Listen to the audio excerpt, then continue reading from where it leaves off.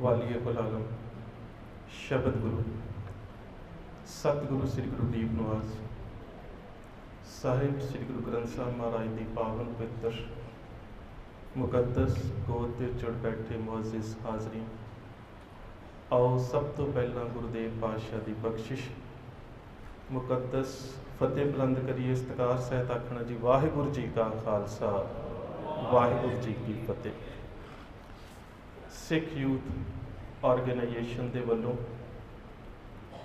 ये उपराला कि खालसे का प्रगट दिवस और ਗਿਆਨੀ ਦਿਤ ਸਿੰਘ हुणां दे जन्म दिहाड़े ਨੂੰ समर्पित ये समागम जिहड़ा करवाया जा रहा है। और ਗਿਆਨੀ ਦਿਤ ਸਿੰਘ हुणां जी दे सिक्खी ਨੂੰ ਜਿਹੜੇ महान देन है, महान कारज ने।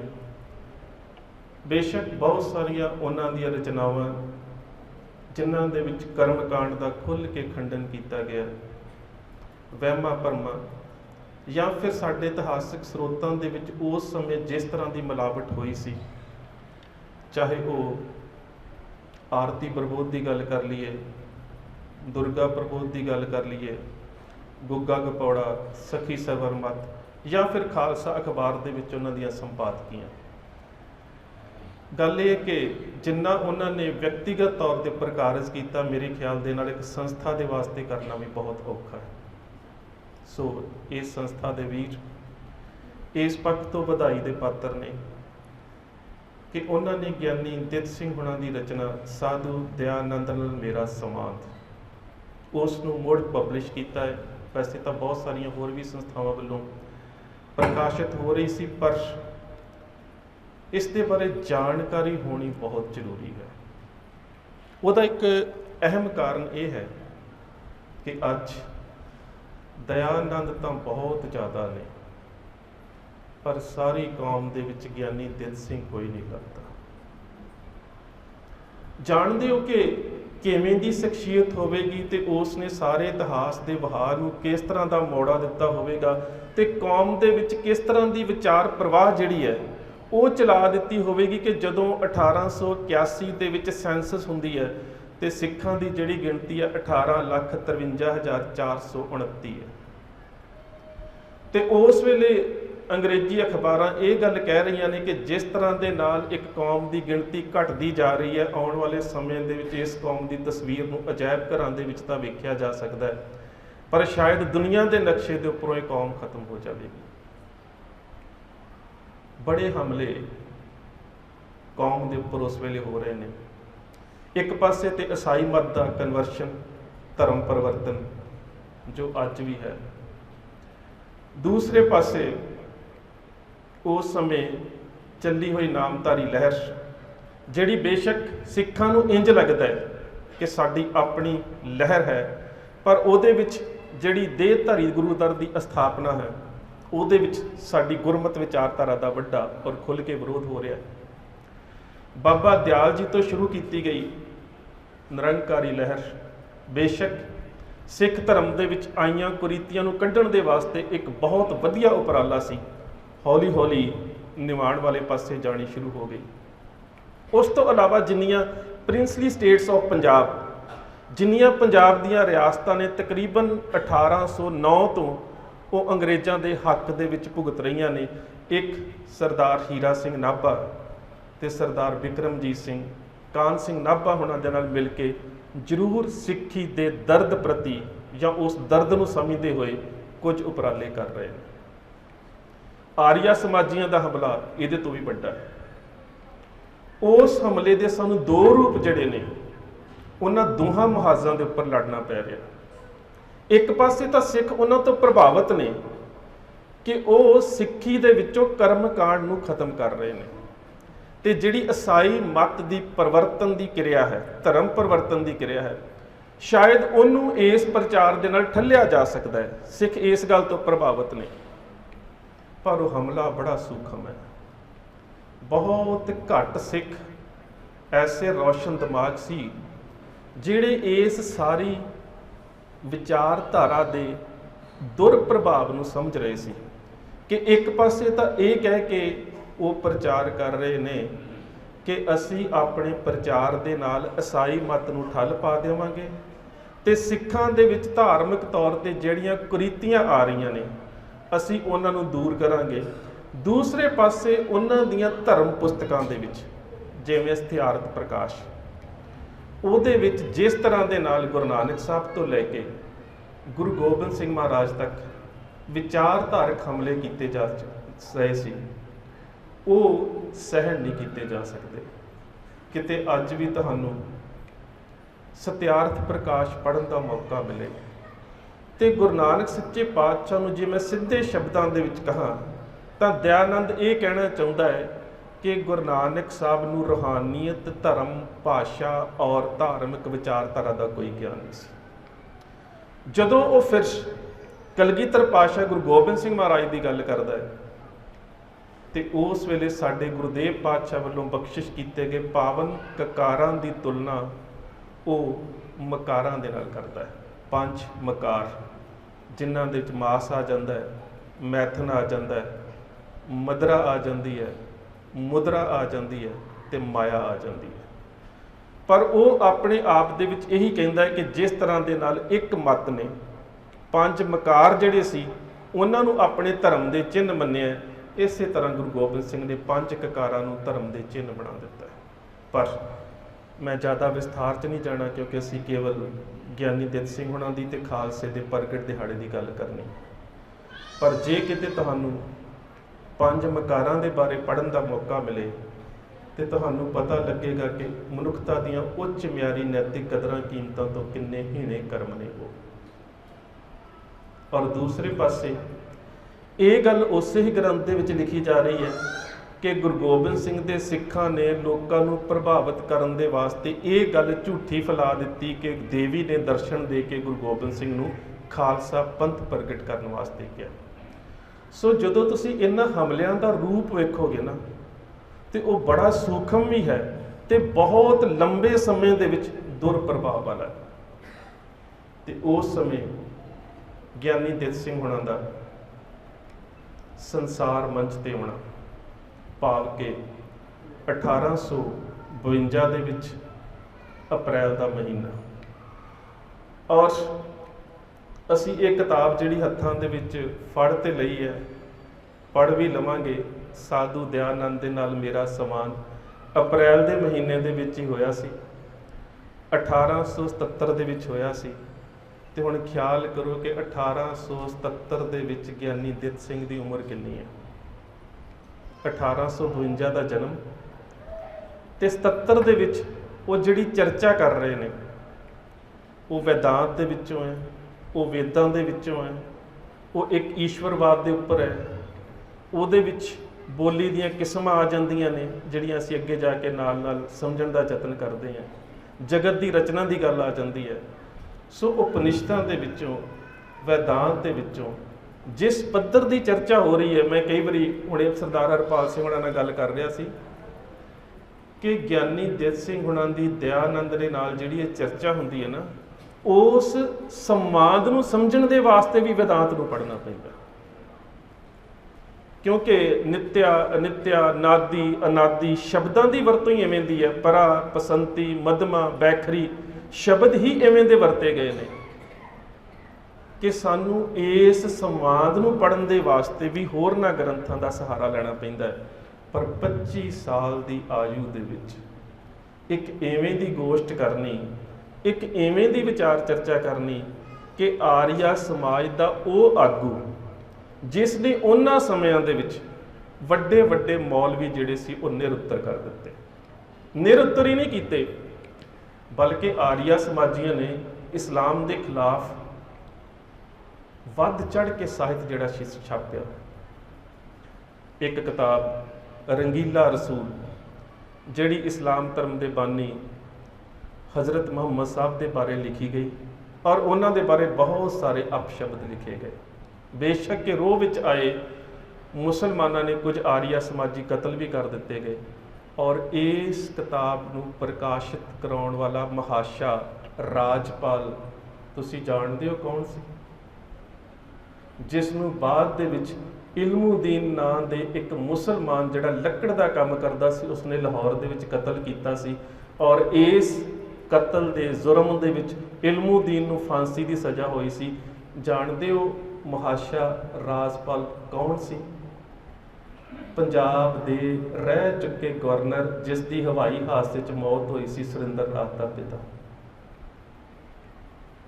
ਸੋ ਮੇਰਾ ਕਹਿਣ ਤੋਂ ਭਾਵ ਇਹ ਹੈ, ਇਸਲਾਮ ਦੇ ਖਿਲਾਫ, ਵਿਚਾਰਧਾਰਕ ਤੌਰ ਤੇ ਸਿੱਖਾਂ ਦੇ ਖਿਲਾਫ ਇੱਕ ਇੰਨਾ ਵੱਡਾ ਜਿਹੜਾ ਸੀ ਸੰਘਰਸ਼ ਆਰੀਆ ਸਮਾਜੀਆਂ ਦੇ ਵੱਲੋਂ ਵਿੱਢਿਆ ਗਿਆ।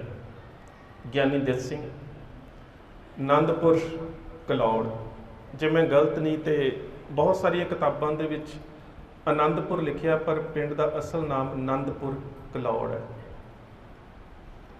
ਆਨੰਦਪੁਰ ਕਲੌੜ ਦੇ ਵਿੱਚ ਸਰਦਾਰ ਦੀਵਾਨ ਸਿੰਘ ਦੇ ਘਰ ਇਹਨਾਂ ਦਾ ਜਨਮ ਹੁੰਦਾ ਹੈ ਤੇ ਇਹਨਾਂ ਦੇ ਪਿਤਾ ਦੇ ਇੱਕ ਗੁਲਾਬਦਾਸੀ ਮਹੰਤ ਦੇ ਨਾਲ ਬੜੇ ਚੰਗੇ ਸੰਬੰਧ ਸਨ। ਹੁਣ ਗੁਲਾਬਦਾਸੀਆਂ ਦੇ ਬਾਰੇ ਥੋੜ੍ਹਾ ਜਿਹਾ ਜਾਣਨਾ ਬਹੁਤ ਜ਼ਰੂਰੀ ਹੈ, ਕਿਉਂਕਿ ਇਹ ਤਰਕ ਸ਼ਾਸਤਰ, ਹਰ ਗੱਲ ਦੇ ਉੱਪਰ ਤਰਕ ਦੇ ਨਾਲ ਗੱਲ ਕਰਨੀ, ਵੈਦਾਂਤ ਦੇ ਵਿੱਚੋਂ ਉਹਦੇ ਵਿੱਚ ਬੜੇ ਮਾਹਰ ਸਨ। ਹੁਣ ਜਿਹੜੇ ਗੁਲਾਬਦਾਸੀਏ ਸੀ, ਇਹਨਾਂ ਦੀ ਆਰੰਭਤਾ ਗੁਲਾਬਦਾਸ ਤੋਂ ਹੁੰਦੀ ਹੈ। ਗੁਲਾਬਦਾਸ ਦਾ ਜਨਮ ਤਰਨਤਾਰਨ ਪੰਜਾਬ ਦੇ ਵਿੱਚ, ਮਾਝੇ ਦੇ ਵਿੱਚ ਇੱਕ ਪਿੰਡ ਹੈ ਰਟੌਲ। ਰਟੌਲ ਦੇ ਹਮੀਰੇ ਰਟੌਲ ਦੇ ਘਰ ਗੁਲਾਬਦਾਸ ਦਾ ਜਨਮ ਹੁੰਦਾ ਹੈ। ਇਹ ਗੁਲਾਬਦਾਸ ਕੁਝ ਸਮਾਂ ਖਾਲਸਾ ਫੌਜ ਦੇ ਵਿੱਚ ਵੀ ਸੇਵਾ ਕਰਦਾ ਹੈ। ਉਹਦੇ ਤੋਂ ਬਾਅਦ ਇਹ ਧਨੌਲੇ ਵਿਖੇ ਮਾਲਵੇ ਦੇ ਵਿੱਚ ਜਾ ਕੇ वेदांत का अध्ययन करता है। उस तो बाद एक गिरधर कवि, जिस दियां कुंडलियां बड़ियां मशहूर ने, गिरधर कवि दे कोलों काव्य शस्त्र दे बारे विद्या ग्रहण करता है। तो उस तो बाद महंत देवा सिंह निर्मला, उस दे कोलों ये वेदांत अते तर्क शास्त्र की विद्या जिहड़ी है वो ग्रहण करता है। और ये जिहड़े गुलाबदासीए ने, ਇਹ ਉਹਨਾਂ ਸਮਿਆਂ ਦੇ ਵਿੱਚ ਵਿਚਾਰ ਚਰਚਾ ਦੇ ਵਿੱਚ ਬੜੇ ਮਸ਼ਹੂਰ ਗਿਣੇ ਜਾਂਦੇ ਸੀ ਕਿ ਹਰ ਗੱਲ ਦੇ ਉੱਪਰ ਗੋਸ਼ਟ ਕਰਨੀ, ਵਿਚਾਰ ਕਰਨੀ ਤੇ ਅਗਲੇ ਬੰਦੇ ਨੂੰ ਵਿਚਾਰ ਦੇ ਵਿੱਚ ਹਰਾ ਦੇਣਾ। ਹੁਣ ਤੁਸੀਂ ਖਿਆਲ ਕਰੋ ਕਿ ਵਿਦਾਂਤ ਦੇ ਵਿੱਚ, ਤਰਕ ਸ਼ਾਸਤਰ ਦੇ ਵਿੱਚ ਜਿਹੜੇ ਇੰਨੇ ਮਾਹਰ ਲੋਕ ਸੀ, ਦਇਆਨੰਦ ਦੀ ਲਹਿਰ ਤੋਂ ਉਹ ਵੀ ਪ੍ਰਭਾਵਿਤ ਹੋ ਚੁੱਕੇ ਸੀ ਕਿ ਬਹੁਤ ਸਾਰੇ ਗੁਲਾਬਦਾਸੀਏ ਜਿਹੜੇ ਸੀ ਉਹ ਵੀ ਆਰੀਆ ਸਮਾਜ ਦੇ ਵਿੱਚ ਚਲੇ ਗਏ। ਤੇ ਗਿਆਨੀ ਦਿੱਤ ਸਿੰਘ ਉਹਨਾਂ ਦੇ ਜੀਵਨ ਦੀ ਸ਼ੁਰੂਆਤ इन्हां गुलाबदासियां दे विचों हुंदी है। चर्चा, ज्ञान और ज्ञान की उच्च पद्धरी चर्चा जिहड़ी है ये 12 साल की आयु शुरू कर लैंदे ने। उस तो बाद कई पिंडां दे विच, नगरां दे विच ये प्रचार करते हैं। बेशक गुलाबदासियां दे प्रचार का जिहड़ा निशाना है वो कर्मकांडां दा खंडन सी, पर जिहड़ी सिख विचारधारा है ਉਹਦੇ ਦਾਇਰੇ ਤੱਕ ਸੀਮਤ ਨਹੀਂ ਸੀ ਰਹਿੰਦੇ। ਉਹ ਭਗਵੇਂ ਕੱਪੜੇ ਵੀ ਪਾਉਂਦੇ ਸੀ, ਉਹ ਤਨ ਤੇ ਸਵਾਹ ਵੀ ਮੰਨ ਲੈਂਦੇ ਸੀ ਕਈ ਵਾਰ। ਮਤਲਬ ਕਿ ਉਹਨਾਂ ਦਾ ਇੱਕ ਆਪਣਾ ਹੀ ਕਹਿ ਸਕਦੇ ਹੋ ਕਿ ਵਿਚਾਰਧਾਰਕ ਪੱਖ ਸੀ। ਉਹ ਗੁਰਮਤਿ ਵਿਚਾਰਧਾਰਾ ਦੇ ਦਾਇਰੇ ਦੇ ਵਿੱਚ ਜੋ ਸਿੱਖ ਪੰਥ ਨੂੰ ਗੁਰੂ ਗੋਬਿੰਦ ਸਿੰਘ ਮਹਾਰਾਜ ਨੇ ਰਹਿਤ ਮਰਿਆਦਾ ਤੇ ਸਾਡੀਆਂ ਮਾਨਤਾਵਾਂ ਬਖਸ਼ਿਸ਼ ਕੀਤੀਆਂ ਨੇ, ਉਸ ਦਾਇਰੇ ਤੋਂ ਉਹ ਬਿਲਕੁਲ ਬਾਹਰ ਸਨ। ਭਾਵੇਂ ਕਿ ਬਹੁਤ ਸਾਰੇ ਤਰਕ ਸ਼ਾਸਤਰ ਦਾ ਆਧਾਰ ਉਹਨਾਂ ਦਾ ਵੀ ਗੁਰਬਾਣੀ ਤੇ ਗੁਰਮਤ ਅਨੁਸਾਰ ਜਿਹੜੇ ਸਰੋਤ ਨੇ, ਭਾਈ ਸਾਹਿਬ ਭਾਈ ਗੁਰਦਾਸ ਦੀਆਂ ਵਾਰਾਂ, ਭਾਈ ਨੰਦ ਲਾਲ ਦੀਆਂ ਰਚਨਾਵਾਂ, ਇਹਨਾਂ ਸਾਰਿਆਂ ਦਾ ਅਧਿਐਨ ਜਿਹੜਾ ਉਹਨਾਂ ਦੇ ਡੇਰਿਆਂ 'ਚ ਵੀ ਕਰਵਾਇਆ ਜਾਂਦਾ ਸੀ। ਭਾਵ ਸਿਮਰਤ ਪ੍ਰਾਣ ਨੂੰ ਪੜ੍ਹਾਇਆ ਜਾਂਦਾ ਸੀ, ਸਾਰੁਕਤਾਵਲੀ ਨੂੰ ਪੜ੍ਹਾਇਆ ਜਾਂਦਾ ਸੀ, ਉਪਨਿਸ਼ਦ ਪੜ੍ਹਾਏ ਜਾਂਦੇ ਸੀ, वेदांत ਪੜ੍ਹਾਇਆ ਜਾਂਦਾ ਸੀ। ਵਿਦਿਆ ਦੀ ਉਹਨਾਂ ਕੋਲ ਕੋਈ ਕਮੀ ਨਹੀਂ ਸੀ, ਪਰ ਉਹ ਵਿਦਿਆ ਕੇਵਲ ਤੇ ਕੇਵਲ ਤਰਕ ਸ਼ਾਸਤਰ ਦੇ ਵਿੱਚ, ਵਿਚਾਰ ਚਰਚਾ ਦੇ ਵਿੱਚ, ਗੋਸ਼ਟ ਕਰਨ ਦੇ ਵਿੱਚ, ਕਿਸੇ ਨੂੰ ਹਰਾਉਣ 'ਚ ਤੇ ਜਿੱਤ ਪ੍ਰਾਪਤ ਕਰਨ ਤੱਕ ਸੀਮਤ ਸੀ। ਗਿਆਨੀ ਦਿੱਤ ਸਿੰਘ ਹੁਣਾਂ ਨੇ ਇਹਦੇ 'ਚ ਕੋਈ ਸ਼ੱਕ ਨਹੀਂ, ਉਹ ਖੁਦ ਆਪਣੀਆਂ ਰਚਨਾਵਾਂ 'ਚ ਲਿਖਦੇ ਨੇ ਕਿ ਮੈਂ ਉਹਨਾਂ ਦੇ ਕੋਲੋਂ ਵਿਚਾਰ ਚਰਚਾ ਕਰਨ ਦੇ ਢੰਗ ਨੂੰ ਸਿੱਖਿਆ। ਹੌਲੀ ਹੌਲੀ ਕੁਝ ਸਮਾਂ ਇਹ ਆਰੀਆ ਸਮਾਜੀਆਂ ਦੇ ਸੰਪਰਕ ਦੇ ਵਿੱਚ ਵੀ ਆਏ। ਤੇ ਹੁਣ ਇਸ ਕਿਤਾਬ ਦੇ ਬਾਰੇ ਥੋੜੀ ਜਿਹੀ ਗੱਲ ਜ਼ਰੂਰ ਕਰ ਲਈਏ, ਕਿਉਂਕਿ ਕਿਤਾਬ ਤੁਸੀਂ ਲੈ ਕੇ ਵੀ ਜਾਣੀ ਹੈ, ਕਿਤਾਬ ਨੂੰ ਤੁਸੀਂ ਪੜ੍ਹਨਾ ਵੀ ਹੈ। ਔਰ ਇਹਦੇ ਵਿੱਚ ਸਰਦਾਰ ਜਵਾਹਰ ਸਿੰਘ ਹੋਣਾ ਦੇ, ਸਰਦਾਰ ਅਤਰ ਸਿੰਘ ਹੋਣਾ ਦੇ ਸਾਹਮਣੇ ਜਿਹੜੇ ਦਇਆਨੰਦ ਦੇ ਨਾਲ ਉਹਨਾਂ ਦੇ ਵਿਚਾਰ ਹੋਏ ਨੇ, ਉਹਨਾਂ ਨੂੰ ਸਮਝਣਾ ਬਹੁਤ ਜ਼ਰੂਰੀ ਹੈ। ਕਿਉਂਕਿ ਦਇਆਨੰਦ ਜੇ ਕਿਤੇ ਤੁਹਾਨੂੰ ਪੀਸ ਟੀਵੀ ਦੇ ਉੱਪਰ ਜ਼ਾਕਿਰ ਨਾਇਕ ਇੱਕ ਮੁਸਲਮਾਨ ਪ੍ਰਚਾਰਕ ਹੈ, ਉਹਨੂੰ ਸੁਣਨ ਦਾ ਮੌਕਾ ਮਿਲੇ ਨਾ, ਤਾਂ ਬਿਲਕੁਲ ਤੁਸੀਂ ਸਮਝ ਸਕਦੇ ਹੋ ਕਿ ਦਿਆਨੰਦ ਦੀ ਚਰਚਾ ਦਾ ਮਿਆਰ ਕਿਵੇਂ ਦਾ ਹੁੰਦਾ ਸੀ। ਉਹ ਆਪਣੇ ਹੀ ਦਾਇਰੇ ਦੇ ਵਿੱਚ ਚਰਚਾ ਕਰਦੇ ਸੀ, ਆਪਣੇ ਹੀ ਗੱਲਾਂ ਦੇ ਵਿੱਚ ਉਲਝਾਉਂਦੇ ਸੀ। ਜ਼ਿਆਦਾਤਰ ਚਰਚਾ ਕਰਨ ਦੇ ਸਮੇਂ ਉਹਨਾਂ ਦੇ ਅਨੁਯਾਈ ਕੋਲ ਹੁੰਦੇ ਸੀ। ਜਿਹੜਾ ਵਿਰੋਧੀ ਬੰਦਾ ਸੀ, ਜਦੋਂ ਉਹ ਮਾੜਾ ਜਿਹਾ ਵੀ ਗੱਲ ਤੋਂ ਥਿੜਕ ਜਾਂਦਾ ਸੀ, ਉਹਨਾਂ ਦੇ ਅਨੁਯਾਈ ਜਾਂ ਚੇਲੇ ਜਿਹੜੇ ਸੀ ਤਾੜੀ ਮਾਰ ਦਿੰਦੇ ਸੀ। ਵਿਰੋਧੀ ਮਾਨਸਿਕ ਤੌਰ ਤੇ ਆਪਣੇ ਆਪ ਨੂੰ ਡਰਿਆ ਤੇ ਭੈ ਦੇ ਵਿੱਚ ਮਹਿਸੂਸ ਕਰਦਾ ਸੀ ਤੇ ਬੇਇੱਜ਼ਤ ਹੋ ਕੇ ਉਸ ਚਰਚਾ ਨੂੰ ਛੱਡ ਜਾਂਦਾ ਸੀ ਤੇ ਉਹਦੇ ਜਿਹੜੇ ਅਨੁਯਾਈ ਸੀ ਉਹ ਤਾੜੀ ਮਾਰਦੇ ਸੀ। ਬਿਲਕੁਲ ਉਸ ਸ਼ੋਅ ਦੇ ਵਿੱਚ ਵੀ ਇਸੇ ਤਰ੍ਹਾਂ ਹੀ ਹੁੰਦਾ। ਤੁਸੀਂ ਉਹਦੇ 'ਚ ਸਮਝ ਸਕਦੇ ਹੋ, ਭਾਵੇਂ ਕਿ ਰਾਏਪੁਰ ਦੇ ਵਿੱਚ ਔਰ ਡੈਨਮਾਰਕ ਦੇ ਵਿੱਚ ਜ਼ਾਕਿਰ ਨਾਇਕ ਦਾ ਵੀ ਇਸੇ ਤਰ੍ਹਾਂ ਦੇ ਨਾਲ ਕੋਈ ਉਹਨਾਂ ਨੇ ਜਗ੍ਹਾ ਦੇ ਉੱਪਰ ਉਹਦਾ ਲੈਕਚਰ ਰੱਖਿਆ ਹੋਇਆ ਸੀ ਤੇ ਮੈਂ ਉਹਨਾਂ ਨੂੰ ਈਮੇਲ ਵੀ ਕੀਤੀ ਕਿ ਉਸ ਈਮੇਲ ਦਾ ਜਵਾਬ ਵੀ ਮੇਰੇ ਕੋਲ ਪਿਆ ਹੈ ਕਿ ਮੈਂ ਤੁਹਾਡੇ ਨਾਲ ਤੁਹਾਡੇ ਧਰਮ ਦੇ ਉੱਪਰ ਕੁਝ ਮੁੱਦਿਆਂ ਦੇ ਉੱਪਰ ਚਰਚਾ ਕਰਨਾ ਚਾਹੁੰਦਾ ਤੇ ਉਹਨਾਂ ਨੇ ਮੈਨੂੰ ਇਜਾਜ਼ਤ ਨਹੀਂ ਸੀ ਦਿੱਤੀ। ਉਹਦੀ ਈਮੇਲ ਵੀ ਮੇਰੇ ਕੋਲ ਪਈ ਹੋਈ ਹੈ। ਸੋ ਕਹਿਣ ਦਾ ਭਾਵ ਕਿ ਜਿਹੜੇ ਲੋਕ ਆਪਣੇ ਤੇ ਦੂਜੇ ਧਰਮ ਦਰਸ਼ਨ ਦੇ ਗਿਆਤਾ ਨਹੀਂ ਹੁੰਦੇ, ਉਹਨਾਂ ਨੂੰ ਚਰਚਾ ਦੇ ਵਿੱਚ ਹਰਾਉਣਾ ਬਹੁਤ ਸੌਖਾ ਹੈ। ਜੇਕਰ ਇਸ ਸਾਰੀ ਵਿਚਾਰ ਚਰਚਾ ਦੇ ਵਿੱਚ ਜੋ ਕੁਝ ਗਿਆਨੀ ਦਿੱਤ ਸਿੰਘ ਤੇ ਦਇਆਨੰਦ ਦੇ ਵਿੱਚ ਹੁੰਦੀ ਹੈ, ਜੇਕਰ ਗਿਆਨੀ ਦਿੱਤ ਸਿੰਘ वेदांत ਦੇ ਗਿਆਤਾ ਨਾ ਹੁੰਦੇ ਤਾਂ ਇਸ ਚਰਚਾ ਦੇ ਵਿੱਚ ਹਰਾਇਆ ਨਹੀਂ ਜਾ ਸਕਦਾ। ਔਰ ਦੂਜੀ ਗੱਲ, वेदांत ਦੇ ਮਤ ਨੂੰ ਖੰਡਨ ਕਰਨ ਦੇ ਸਮੇਂ ਜੇਕਰ ਉਹਨਾਂ ਦੇ ਕੋਲ ਗੁਰਮਤ ਵਿਚਾਰਧਾਰਾ ਨਾ ਹੋਵੇ ਤਾਂ ਉਹਦੇ ਉੱਪਰ ਭਾਰੀ ਨਹੀਂ ਪਿਆ ਜਾ ਸਕਦਾ। ਸੋ ਦੋ ਗੱਲਾਂ ਹੁੰਦੀਆਂ ਨੇ ਕਿਸੇ ਵੀ ਚਰਚਾ ਦੇ ਵਿੱਚ, ਇੱਕ ਅਫੈਂਸਿਵ ਤੇ ਇੱਕ ਡਿਫੈਂਸਿਵ ਮੋਡ ਹੁੰਦਾ ਹੈ। ਡਿਫੈਂਸ ਦੇ ਵਿੱਚ ਤੁਸੀਂ ਤਾਂ ਆ ਸਕਦੇ ਹੋ ਜੇਕਰ ਜਿਹੜੇ ਮਤ ਦੀ ਅਗਲਾ ਬੰਦਾ ਚਰਚਾ ਕਰ ਰਿਹਾ, ਜੇਕਰ ਤੁਹਾਨੂੰ ਉਸ ਮਤ ਦਾ ਗਿਆਨ ਹੈ, ਪਰ ਉਸ ਨੂੰ ਪਿੱਛੇ ਤਾਂ ਤੱਕ ਸਕਦੇ ਹੋ ਜੇਕਰ ਤੁਹਾਡੀ ਵਿਚਾਰਧਾਰਾ ਜਿਹੜੀ ਹੈ ਉਹ ਉੱਚਤਮ ਹੈ। ਸੋ ਗਿਆਨੀ ਦਿੱਤ ਸਿੰਘ ਹੁਣਾਂ ਦੀ ਦਇਆਨੰਦ ਦੇ ਨਾਲ ਜਿਹੜੀ ਚਰਚਾ ਸ਼ੁਰੂ ਹੁੰਦੀ ਹੈ, ਜਿਸ ਦੀ ਉਹ ਆਰੰਭਤਾ ਸਾਧੂ ਦਇਆਨੰਦ ਦੇ ਨਾਲ ਮੇਰਾ ਸੰਵਾਦ ਤੋਂ ਕਰਦੇ ਨੇ। ਔਰ ਸਭ ਤੋਂ ਵੱਡੀ ਗੱਲ, ਅੱਜ ਖਾਲਸੇ ਦੇ ਪ੍ਰਗਟ ਦਿਹਾੜੇ ਨੂੰ ਸਮਰਪਿਤ ਵੀ ਅਸੀਂ ਗੁਰੂ ਦੀ ਗੋਦ 'ਚ ਬੈਠੇ ਹਾਂ। ਗਿਆਨੀ ਦਿੱਤ ਸਿੰਘ ਹੁਣਾਂ ਦੀਆਂ ਜਿੰਨੀਆਂ ਵੀ ਜ਼ਿਆਦਾਤਰ ਰਚਨਾਵਾਂ ਨੇ, ਉਹਦਾ ਜਦੋਂ ਮੰਗਲ ਆਰੰਭ ਕਰਦੇ ਨੇ ਕਾਵ ਰੂਪ ਦੇ ਵਿੱਚ, ਜਦੋਂ ਆਰੰਭਤਾ ਕਰਦੇ ਨੇ ਤੇ ਉਹ ਕਲਗੀਧਰ ਪਾਤਸ਼ਾਹ ਗੁਰੂ ਗੋਬਿੰਦ ਸਿੰਘ ਮਹਾਰਾਜ ਦੀ ਉਸਤਤ ਦੇ ਵਿੱਚ ਕਰਦੇ ਨੇ। ਤੇ ਮੈਨੂੰ ਚਿਰ ਹੋ ਗਿਆ ਪੜ੍ਹੀ ਨੂੰ। ਸਾਧੂ ਦਇਆਨੰਦ ਦੇ ਨਾਲ ਮੇਰਾ ਸੰਵਾਦ ਜਿਹੜਾ ਹੈ, ਉਹਦੇ ਵਿੱਚ ਵੀ ਜਦੋਂ ਉਹ ਇਸ ਕਿਤਾਬ ਦਾ ਮੰਗਲ ਲਿਖਦੇ ਨੇ, ਜਦੋਂ ਲਿਖਤ ਦੇ ਵਿੱਚ ਲੈ ਕੇ ਆਉਂਦੇ ਨੇ ਤੇ ਕਲਗੀਧਰ ਪਾਤਸ਼ਾਹ ਗੁਰੂ ਗੋਬਿੰਦ ਸਿੰਘ ਮਹਾਰਾਜ ਦੀ ਸਿਫਤ ਦੇ ਵਿੱਚ ਲਿਖਦੇ ਨੇ ਕਿ ਇਹ ਸਭ ਕੁਝ ਉਸ ਰਹਿਬਰ ਦੀ ਬਖਸ਼ਿਸ਼ ਦੇ ਨਾਲ ਹੋਇਆ ਜਿਹਦੇ ਸਿਰ ਦੇ ਉੱਪਰ ਦਸਤਾਰ ਹੈ, ਜਿਹਦੇ ਮੋਢੇ ਦੇ ਉੱਪਰ ਧੁਨਸ਼ ਹੈ, ਜਿਹਦੇ ਹੱਥ ਦੇ ਉੱਪਰ ਬਾਜ ਹੈ ਤੇ ਜਿਹਦਾ ਮੇਰਾ ਭਰਿਆ ਹੱਥ ਜਿਹੜਾ ਉਹ ਮੇਰੇ ਸਿਰ ਦੇ ਉੱਪਰ ਹੈ। ਇਹ ਸਭ ਕੁਝ ਉਸ ਗੁਰੂ ਦੀ ਬਖਸ਼ਿਸ਼ ਦੇ ਸਦਕਾ ਹੋਇਆ। ਸਾਧੂ ਦਇਆਨੰਦ, ਇਹਦਾ ਵੀ ਚਰਚਾ ਦਾ ਜਿਹੜਾ ਢੰਗ ਹੈ ਉਹ ਇੱਕ ਵੱਖਰਾ ਹੀ ਸੀ। ਇੱਕ ਕੁਰਸੀ ਦੇ ਉੱਪਰ ਆਪ ਬੈਠਦਾ ਸੀ, ਇੱਕ ਕੁਰਸੀ ਖਾਲੀ ਰੱਖ ਦਿੱਤੀ ਜਾਂਦੀ ਸੀ। ਆਪਣੇ ਪ੍ਰਵਚਨ ਕਰਨ ਤੋਂ ਬਾਅਦ ਇਹ ਸੰਗਤ ਨੂੰ ਕਹਿੰਦਾ ਸੀ, ਜਿਹੜੇ ਇਸ ਨੂੰ ਸੁਣਨ ਆਉਂਦੇ ਸੀ, ਕਿ ਜਿਹੜੇ ਮੈਂ ਪ੍ਰਵਚਨ ਕੀਤੇ ਨੇ, ਜਿਸ ਵਿਸ਼ੇ ਦੇ ਉੱਪਰ ਮੈਂ ਤੁਹਾਡੇ ਨਾਲ ਚਰਚਾ ਕੀਤੀ ਹੈ, ਤੁਸੀਂ ਉਸੇ ਹੀ ਵਿਸ਼ੇ ਦੇ ਬਾਰੇ ਕੋਈ ਚਰਚਾ ਕਰਨੀ ਹੈ ਤਾਂ ਮੇਰੀ ਸਾਹਮਣੇ ਵਾਲੀ ਕੁਰਸੀ ਦੇ ਉੱਪਰ ਬੈਠ ਜਾਓ। ਜੇ ਤੁਸੀਂ ਚਰਚਾ ਦੇ ਵਿੱਚ ਹਾਰ ਗਏ, ਫਿਰ ਤੁਹਾਨੂੰ ਇਸ ਕੁਰਸੀ ਤੋਂ ਉੱਠ ਕੇ ਹੇਠਾਂ ਬੈਠਣਾ ਪਵੇਗਾ, ਆਪਣੀ ਹਾਰ ਨੂੰ ਸਵੀਕਾਰ ਕਰਨਾ ਪਵੇਗਾ। ਜਿਸ ਦਿਨ ਪਹਿਲੇ ਦਿਨ ਚਰਚਾ ਹੁੰਦੀ ਹੈ ਤੇ ਉਸ ਦਿਨ ਗਿਆਨੀ ਦਿੱਤ ਸਿੰਘ ਹੁਣਾਂ ਦਾ ਦਇਆਨੰਦ ਦੇ ਕੀਤੇ ਹੋਏ ਪ੍ਰਵਚਨ, ਉਹਦੇ ਜਿਹੜੇ ਪ੍ਰਵਚਨ ਸੀ ਉਹ ਸ੍ਰਿਸ਼ਟੀ ਦੀ ਰਚਨਾ ਦੇ ਬਾਰੇ ਸੀ। ਔਰ ਉਸੇ ਹੀ ਪ੍ਰਵਚਨ ਦੇ ਵਿੱਚ ਉਹ ਸਵਾਲ ਕਰਦੇ ਨੇ ਗਿਆਨੀ ਦਿੱਤ ਸਿੰਘ ਹੁਣਾਂ ਨੂੰ। ਇਹ ਬੜਾ ਹੀ ਅਹਿਮ ਸਵਾਲ ਹੈ, ਮੇਰੀਓ ਭੈਣਾਂ ਨੂੰ ਸਮਝਣ ਦਾ ਯਤਨ ਕਰਿਓ। ਤੇ ਜਦੋਂ ਤੁਸੀਂ ਇਸ ਕਨਕਲੂਜਨ ਤੇ ਜਾਓਗੇ ਨਾ ਕਿ ਗਿਆਨੀ ਦਿੱਤ ਸਿੰਘ ਦੇ ਕੋਲ ਉਹ ਕਿਹੜੀ ਵਿਚਾਰਧਾਰਾ ਸੀ ਜਿਸ ਨੇ ਆਪਣੇ ਆਪ ਨੂੰ ਉਸ ਸਮੇਂ ਦੇ ਇੱਕ ਧਰੰਤਰ ਤੇ ਨਾ ਹਾਰਨ ਵਾਲੇ ਇੱਕ ਵਿਚਾਰਕਰਤਾ ਦੇ ਵੱਲੋਂ ਮਸ਼ਹੂਰ ਵਿਅਕਤੀ ਨੂੰ ਹਾਰ ਮੰਨਣ ਦੇ ਵਾਸਤੇ ਮਜਬੂਰ ਕਰ ਦਿੱਤਾ, ਤੇ ਜਿਸ ਨੇ ਪਹਿਲੀ ਚਰਚਾ ਦੇ ਵਿੱਚ ਹੀ ਦਿੱਤ ਸਿੰਘ ਨੂੰ ਇਹ ਗੱਲ ਕਹਿ ਦਿੱਤੀ, ਦਿੱਤ ਸਿੰਘ अब तुम बाहर जाके ये बात कह सकते हो कि मैंने दयानंद को हरा दिया।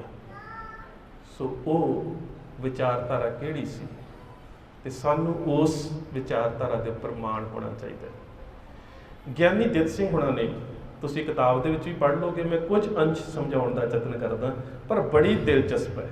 ਔਰ ਤੁਸੀਂ ਵੇਖੋ ਕਿ ਉਸ ਰੌਚਕਤਾ ਦੇ ਵਿੱਚ, ਉਸ ਸਹਿਜ ਦੇ ਵਿੱਚ ਜਿਹੜੀ ਉਹ ਚਰਚਾ ਕਰ ਰਹੇ ਨੇ, ਉਹਦੇ 'ਚ ਕਿੰਨਾ ਆਨੰਦ ਹੋਵੇਗਾ। ਮੈਂ ਤੇ ਕਈ ਵਾਰੀ ਸੋਚਦਾ ਹੁੰਦਾ ਕਿ ਜੇਕਰ 80 ਸਰੋਤੇ ਹੁੰਦੇ ਉਸ ਵੇਲੇ, ਤੇ ਉਸ ਚਰਚਾ ਨੂੰ ਸੁਣਨ ਦੇ ਵਿੱਚ ਜਿੰਨਾ ਉਹਦੇ 'ਚ ਸਹਿਜ ਹੈ, ਜਿੰਨਾ ਸੰਜਮ ਹੈ, ਜਿੰਨੀ ਦ੍ਰਿੜਤਾ ਹੈ, ਜਿੰਨੀ ਰੌਚਕਤਾ ਹੈ, ਤੇ ਕਿਤੇ ਕਿਤੇ ਜਿਹੜਾ ਵਿਅੰਗ ਤੇ ਹਾਸ ਰਸ ਵੀ ਹੈ, ਉਹ ਤੁਹਾਨੂੰ ਸੋਚਣ ਦੇ ਵਾਸਤੇ ਮਜਬੂਰ ਕਰ ਦਿੰਦਾ ਹੈ ਕਿ ਗਿਆਨੀ ਜੀ ਦਾ ਮਾਨਸਿਕ ਪੱਧਰ ਕਿਸ ਲੈਵਲ ਦਾ ਹੋਵੇਗਾ। ਤੇ ਉਮਰ 25 ਸਾਲ। ਅੱਜ ਕੱਲ੍ਹ ਤੇ ਮੇਰੇ ਖਿਆਲ ਦੇ ਨਾਲ 25 ਸਾਲ ਦੇ ਬਹੁਤੇ ਸਾਡੇ ਵੀਰ ਇਹ ਨੇ ਜਿਨ੍ਹਾਂ ਨੂੰ ਜਪਜੀ ਸਾਹਿਬ ਵੀ ਕੰਠ ਨਹੀਂ ਹੈਗਾ, ਤੇ ਚਰਚਾ ਹੋ ਰਹੀ ਹੈ ਵੈਦਾਂਤ ਦੇ ਉੱਪਰ, ਈਸ਼ਵਰ ਦੀ ਹੋਂਦ ਦੇ ਉੱਪਰ, ਜਗਤ ਰਚਨਾ ਦੇ ਉੱਪਰ। ਸੋ ਸਾਰੇ ਪ੍ਰਕਰਨ ਤੋਂ ਬਾਅਦ ਗਿਆਨੀ ਦਿੱਤ ਸਿੰਘ ਸਵਾਲ ਪੁੱਛਣ ਦੀ ਇਜਾਜ਼ਤ ਲੈਂਦੇ ਨੇ ਕਿ ਮੈਂ ਕੁਝ ਸਵਾਲ ਕਰਨਾ ਚਾਹੁੰਦਾ ਹਾਂ। ਸਾਧੂ ਦਇਆਨੰਦ ਕਹਿੰਦਾ ਹੈ ਕਿ ਬਿਲਕੁਲ ਤੁਸੀਂ ਸਵਾਲ ਕਰ ਸਕਦੇ ਹੋ। ਬੜੇ ਸਾਦੇ ਜਿਹੇ ਕੱਪੜਿਆਂ ਦੇ ਵਿੱਚ, ਸਾਦੀ ਜੀ ਦਿੱਖ ਵਾਲੇ ਤੇ ਸੰਜਮ ਤੇ ਸਹਿਜ ਰਹਿਣ ਵਾਲੇ ਗਿਆਨੀ ਜੀ ਉਹ ਸਵਾਲ ਕਰਦੇ ਨੇ ਦਇਆਨੰਦ ਨੂੰ। ਉਹ ਕਹਿੰਦੇ ਨੇ ਕਿ ਜਗਤ ਦਾ ਕਰਤਾ ਕੌਣ ਹੈ? ਦਇਆਨੰਦ ਜਵਾਬ ਦਿੰਦਾ ਕਿ ਜਗਤ ਦਾ ਕਰਤਾ ਈਸ਼ਵਰ। ਇਹ ਕੁਦਰਤਨ ਜੇ ਸਾਨੂੰ ਵੀ ਕੋਈ ਸਵਾਲ ਕੀਤੇ ਕਿ ਸੰਸਾਰ ਦਾ ਮਾਲਕ ਕੌਣ ਹੈ, ਸੰਸਾਰ ਨੂੰ ਪੈਦਾ ਕਰਨ ਵਾਲਾ ਕਰਤਾ ਕੌਣ ਹੈ, ਤੇ ਈਸ਼ਵਰ। ਹੁਣ ਗਿਆਨੀ ਜੀ ਦਾ ਅਗਲਾ ਸਵਾਲ ਹੈ ਕਿ ਈਸ਼ਵਰ ਨੇ ਜਗਤ ਨੂੰ ਆਪਣੇ ਵਿੱਚੋਂ ਪੈਦਾ ਕੀਤਾ ਹੈ ਕਿ ਬਾਹਰੋਂ ਕੁਛ ਲਿਆ? ਇਹ ਸੌਖੇ ਢੰਗ 'ਚ ਤੁਹਾਨੂੰ ਸਮਝਾ ਰਿਹਾ, ਵੈਸੇ ਸਵਾਲ ਜਾਂ ਹੋਰ ਤਰ੍ਹਾਂ ਨੇ ਕਿ ਈਸ਼ਵਰ ਨੇ ਇਸ ਜਗਤ ਨੂੰ, ਇਸ ਬ੍ਰਹਿਮੰਡ ਨੂੰ, ਇਸ ਕੁਦਰਤ ਨੂੰ ਆਪਣੇ ਵਿੱਚੋਂ ਹੀ ਪੈਦਾ ਕੀਤਾ ਹੈ ਕਿ ਬਾਹਰੋਂ ਕੁਛ ਲਿਆ? ਹੁਣ ਜੇਕਰ ਅਸੀਂ ਗੁਰਮਤਿ ਵਿਚਾਰਧਾਰਾ ਨੂੰ ਸਮਝਣ ਦਾ ਯਤਨ ਕਰੀਏ ਤਾਂ ਅਸੀਂ ਪਾਤਸ਼ਾਹ ਦੇ ਬਾਰੇ ਜਾਂ ਗੁਰੂ ਪਾਤਸ਼ਾਹ ਜੋ ਸਾਨੂੰ ਸਮਝਾਉਂਦੇ ਨੇ, ਉਹ ਕਹਿੰਦੇ ਨੇ ਆਪੀ ਨੇ ਆਪ ਸਾਜਿਓ, ਆਪੀ ਨੇ ਰਚਿਓ ਨਾਉ, ਦੂਈ ਕੁਦਰਤ ਸਾਜੀਏ ਕਰ ਆਸਣ ਡਿਠੋ ਚਾਓ। ਤੇ ਹੁਣ ਜਦੋਂ ਨਹੀਂ ਸੀ ਸਾਜਿਆ ਸਾਰਾ ਬ੍ਰਹਿਮੰਡ, ਉਦੋਂ ਕੀ ਸੀ? ਅਰਬਦ ਨਰਬਦ ਧੁੰਦੂ ਕਾਰਾ, ਧਰਨ ਨਾ ਗਗਨਾ ਹੁਕਮ ਅਪਾਰਾ, ਨਾ ਦਿਨ ਰੈਣ ਚੰਦ ਨਾ ਸੂਰਜ, ਸੁਨ ਸਮਾਦ ਲਗਾਏ ਦਾ। ਕਿ ਪ੍ਰਮਾਤਮਾ ਅਫੁਰ ਅਵਸਥਾ ਦੇ ਵਿੱਚ, ਸੁਨ ਅਵਸਥਾ ਦੇ ਵਿੱਚ ਕੁਝ ਵੀ ਨਹੀਂ ਸੀ, ਹਨੇਰਾ ਹੀ ਹਨੇਰਾ। ਅਰਬਦ ਨਰਬਦ ਧੁੰਦੂ ਕਾਰਾ, ਅਰਬਦ ਕਾਊਂਟੇਬਲ, ਨਰਬਦ ਅਨਕਾਊਂਟੇਬਲ, ਗਿਣਨਯੋਗ ਤੇ ਅਗਿਣਨਯੋਗ, ਸੰਖ ਤੇ ਅਸੰਖ। ਇੰਨੇ ਸਮਿਆਂ ਤੋਂ ਹਨੇਰਾ ਸੀ।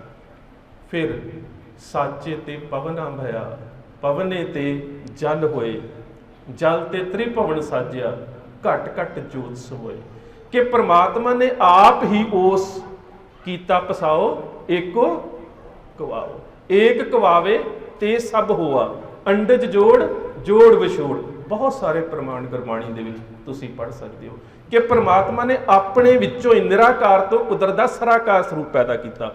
ਹੁਣ ਸਵਾਲ ਇੱਥੇ ਗਿਆਨੀ ਦਿੱਤ ਸਿੰਘ ਦਾ ਹੈ ਕਿ ਪ੍ਰਮਾਤਮਾ ਨੇ ਆਪਣੇ ਚੋਂ ਪੈਦਾ ਕੀਤਾ ਕਿ ਪ੍ਰਮਾਤਮਾ ਨੇ ਬਾਹਰੋਂ ਕੁਝ ਲਿਆ? ਤੇ ਗਿਆਨੀ ਦਿੱਤ ਸਿੰਘ ਉਹਨਾਂ ਨੂੰ ਜਵਾਬ ਮਿਲਦਾ ਹੈ ਕਿ ਨਹੀਂ, ਪ੍ਰਮਾਤਮਾ ਨੇ ਇਸ ਬ੍ਰਹਿਮੰਡ ਦੇ ਵਿੱਚੋਂ 5 ਤੱਤ ਲਏ ਜੋ ਆਕਾਸ਼ ਦੇ ਵਿੱਚ ਸਨ। ਆਕਾਸ਼ ਤਾਂ ਹੈ ਹੀ। ਉਹਨਾਂ ਕਿਹਾ ਕਿ ਪ੍ਰਿਥਵੀ, ਜਲ, ਅਗਨੀ ਤੇ ਵਾਯੂ, ਇਹ ਸਾਰੇ ਤੱਤ ਜਿਹੜੇ ਸੀ ਇਹ ਪ੍ਰਮਾਤਮਾ ਨੇ ਲਏ ਤੇ ਸੰਸਾਰ ਦੀ ਰਚਨਾ ਕਰ ਦਿੱਤੀ। ਹੁਣ ਗਿਆਨੀ ਜੀ ਦਾ ਅਗਲਾ ਸਵਾਲ, ਫਿਰ ਜਿਹੜੇ ਇਹ ਤੱਤ ਨੇ ਇਹਨਾਂ ਦਾ ਰਚਨਹਾਰਾ ਕੌਣ ਹੈ? ਫਿਰ ਜਿਹੜੇ ਇਹ ਤੱਤ ਨੇ, ਇਹ ਤੋਂ ਮਤਲਬ ਕਿ ਉਸ ਪ੍ਰਮਾਤਮਾ ਤੋਂ ਬਿਨਾਂ ਇੱਕ ਹੋਰ ਪ੍ਰਮਾਤਮਾ ਵੀ ਬੈਠਾ ਸੀ। ਇਹ ਤੇ ਫਿਰ ਅਰਧ ਕਰਤਾ ਹੋ ਗਿਆ ਨਾ। ਗਿਆਨੀ ਜੀ ਮਜ਼ਾਕ 'ਚ ਕਹਿੰਦੇ ਨੇ, ਕਹਿੰਦੇ ਇਹ ਤੇ ਫਿਰ ਅਰਧ ਕਰਤਾ ਹੋ ਗਿਆ ਨਾ, ਕਿ ਅੱਧਾ ਕੰਮ ਕਿਸੇ ਹੋਰ ਨੇ ਕਰ ਦਿੱਤਾ। ਹਵਾ ਕਿਸੇ ਹੋਰ ਨੇ ਬਣਾ ਦਿੱਤੀ, ਪਾਣੀ ਦੇ ਅੰਸ਼ ਕਿਸੇ ਹੋਰ ਨੇ ਬਣਾ ਦਿੱਤੇ। ਇੱਥੇ ਪਰਮਾਣੂ ਸ਼ਬਦ ਵਰਤਿਆ ਕਿ ਛੋਟੇ ਛੋਟੇ ਕਣ, ਛੋਟੇ ਕਣ, ਪਰਮਾਣੂ ਪਰਾਜੰਤ ਆਕਾਸ਼ੇ, ਗੁਰਬਾਣੀ 'ਚ ਹੁੰਦਾ ਦੀਪ ਲੋਸੇ ਖੰਡਣੇ, ਬੜੇ ਛੋਟੇ ਛੋਟੇ ਕਣ, ਸੂਖਮ ਕਣ, ਵੀ ਉਹ ਮੌਜੂਦ ਸੀ ਕੁਦਰਤ ਦੇ ਵਿੱਚ ਤੇ ਪ੍ਰਮਾਤਮਾ ਨੇ ਉਹਨਾਂ ਨੂੰ ਇਕੱਠਿਆਂ ਕਰਕੇ ਜਗਤ ਦੀ ਰਚਨਾ ਕਰ ਦਿੱਤੀ। ਤੇ ਗਿਆਨੀ ਜੀ ਦਾ ਸਵਾਲ ਹੈ कि जेकर वो पहला ही मौजूद सी तो फिर उन्होंने बनाने वाला कौन है। सवाल कितना अहम है, कितनी रोचकता है भी वो कहता कि नहीं, परमात्मा ने हवा, पानी, आकाश, अग्नि, जल इकट्ठे किए ते जगत बना दिता। ते ज्ञानी जी कहते फिर ये नादी ने कि अनादि, नित्या के अनित्या, कि ये खत्म होने वाले ने कि सदीवी रहने वाले ने। वो कहता नित्या, ये सदीवी रहने वाले ने। तो कहते परमात्मा, कहते वो भी सदीवी रहने वाला। तो कहते फिर इन्हों का परमात्मा कोई होर होगा। ये फिर किन्ने बनाए ने, सवाल तो ये है ना भी फिर ये जिहड़े तत्त ने ये किन्ने बनाए ने। वो कहता कि ये वख-वख सी ते परमात्मा ने वाजू दे वाजू च इकट्ठे कर दिते, अग्नि दे अग्नि च इकट्ठे कर दिते, जल दे जल च इकट्ठे कर दिते, पृथ्वी दे पृथ्वी च इकट्ठे कर दिते। ते ज्ञानी जी कहते फिर रब ते एक राज मिस्त्री होया ना कि कितों इट्टां लै लियां, कितों मिट्टी लै ली, कितों गारा लै लिया, कितों सीमट लै लिया, कितों सरिया लै लिता ते घर बना दिता। पर उस मिट्टी ते इट्टां ते सरिये नूं बनाउण वाला कौन है? ज्ञानी जी दी अगे कोई जवाब नहीं आ रहा।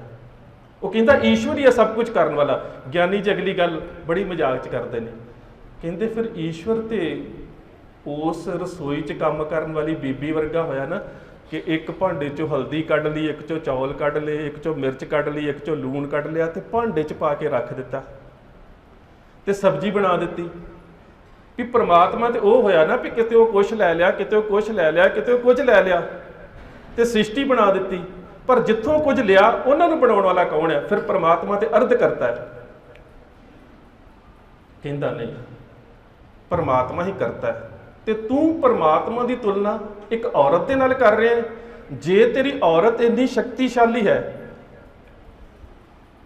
जिहड़ी इन्ना कुछ बना सकती है, कहता हाँ बिल्कुल। ज्ञानी जी ने उत्थे बड़ी प्यारी गल की है, कहते सिर्फ बना ही नहीं सकती, वो तो सूरबीर योद्धियां नूं जन्म भी दे सकती है, वो तो घर सवार सकती है, वो तो गृहस्थ चला सकती है, वो तो संसार दे विच अगे जिन्नियां भी कुल्लां ने उन्होंने प्रवाहित करती है। औरत दे विच तां बहुत गुण ने, पर जिहड़ा ईश्वर तुसीं कह रहे हो उहदे कोल तां उस औरत जिन्ना गुण भी नहीं हैगा। कहंदा फिर ज्ञानी दित सिंह हुणां नूं दयानंद पता की कहंदा? कहंदा जे फिर उस औरत दे विच इन्ने ज़्यादा गुण ने तो फिर वो सृष्टि बना के दसे। जे तेनों लगता कि औरत तेरे करते नालों ज़्यादा बलवान है तो सृष्टि बना के दसे। तो ज्ञानी दित सिंह कहते हैं भी जे फिर तेरा रब पूरा है, जिन्हों मैं अर्ध करता कह रहा, जे वो पूरा है तो एक देग च चौल ही बना के दस देवे। कहता मेरा रब देग दे विच चौल क्यों बनावे, वो कोई सराकार थोड़ा है। तो कहता फिर मेरी जिहड़ी औरत है, जिहड़ी औरत की मैं गल कर रहा, वो सृष्टि क्यों बनावे, वो निराकार थोड़ा है। कोई जवाब ना आया। दित सिंह फिर कहता अपनी गल ते आओ ज्ञानी जी। दित सिंह जी अपनी गल ते आओ। दयानंद कहता तुसीं सवाल की करना चाहुंदे सी? कहते उही सवाल जिसका जवाब अजे तक नहीं मिलिया। कहता सवाल की? फिर गल उत्थों शुरू हो जाती है। कहता सवाल की? कहता सवाल ये कि जगत का करता कौन है? दयानंद कहता है ईश्वर। ज्ञानी जी कहते ये गल तो तू कह दी ईश्वर, पर दूसरे पासे तू ये गल कह रहा है कि इस सृष्टि दे विच सब कुछ पिया है, तो मैं तेनों कह रहा कि उन्हां दा करता कौन है? तो यदा मतलब कि जो सानू दिस रहा है इन्हां कणां तो पहलां उहदा करता कोई होर, तो इन्हां कणां नूं पैदा करने वाला कोई होर। ये तो फिर अर्ध ईश्वर होया ना, अर्ध करता होया। कोई जवाब नहीं। खिंच गया थोड़ा जिहा। तो ज्ञानी दित सिंह उन्होंने भी, जवाहर सिंह उन्होंने कहता ज्ञानी जी अज उठ जाइए। पर ज्ञानी जी कहते कि मैनू उसकी चर्चा करने के ढंग तो इन्ना क पता लग गया कि दरअसल ये पल्ले है की है। पर हुण असी अपने आपे का चिंतन जरूर करिए। तुसी वेख्या चर्चा का पद्धर की सी? कि कदी साडे मनां दे विच ये गल आऊगी जां करता जां अर्ध करता जां पृथ्वी जां जगत जां रचना की गल कि कदी असी सोचते हैं? क्यों नहीं सोचते? क्योंकि असी धर्म की विचारधारा तो कोहां दूर जाते जा रहे हैं, सानू कोई मतलब ही नहीं रह गया। उस तो बाद फिर शहर दे विच पता लगता है कि ਸਾਧੂ ਦਇਆਨੰਦ ਜੀ 3 ਦਿਨ ਵਾਸਤੇ ਫਿਰ ਇੱਕ ਖਾਸ ਵਿਸ਼ੇ ਦੇ ਉੱਪਰ ਚਰਚਾ ਕਰਨਗੇ ਔਰ ਉਸ ਤੋਂ ਬਾਅਦ ਜੇ ਕਿਸੇ ਨੇ ਸਵਾਲ ਕਰਨਾ ਹੋਵੇ ਤਾਂ ਉਸੇ ਵਿਸ਼ੇ ਨਾਲ ਸੰਬੰਧਿਤ ਸਵਾਲ ਕਰ ਸਕਦਾ ਹੈ ਤੇ ਕ੍ਰਾਈਟੇਰੀਆ ਉਹੀ ਹੋਵੇਗਾ, ਇੱਕ ਕੁਰਸੀ ਖਾਲੀ ਹੋਵੇਗੀ, ਉਸ ਕੁਰਸੀ ਦੇ ਉੱਪਰ ਕੋਈ ਵੀ ਵਿਅਕਤੀ ਬੈਠ ਕੇ ਆਪਣੇ ਜਿਹੜੇ ਸਵਾਲ ਹੈ ਉਹ ਕਰ ਸਕਦਾ ਹੈ। ਜੇਕਰ ਉਹ ਸਵਾਲਾਂ ਦੇ ਵਿੱਚ ਜਵਾਬਾਂ ਦੇ ਵਿੱਚ ਉਸ ਤਰਕ ਸ਼ਾਸਤਰ ਵਿੱਚ ਹਾਰ ਗਿਆ ਤਾਂ ਕੁਰਸੀ ਛੱਡ ਕੇ ਹੇਠਾਂ ਬੈਠਣਾ ਪਵੇਗਾ। 3 ਦਿਨ ਪ੍ਰਵਚਨ ਕੀਤੇ। ਚੌਥੇ ਦਿਨ ਲਾਹੌਰ ਦੀ ਮਸਜਿਦ ਦਾ ਇੱਕ ਮੌਲਵੀ ਚਰਚਾ ਕਰਨ ਵਾਸਤੇ ਆ ਗਿਆ।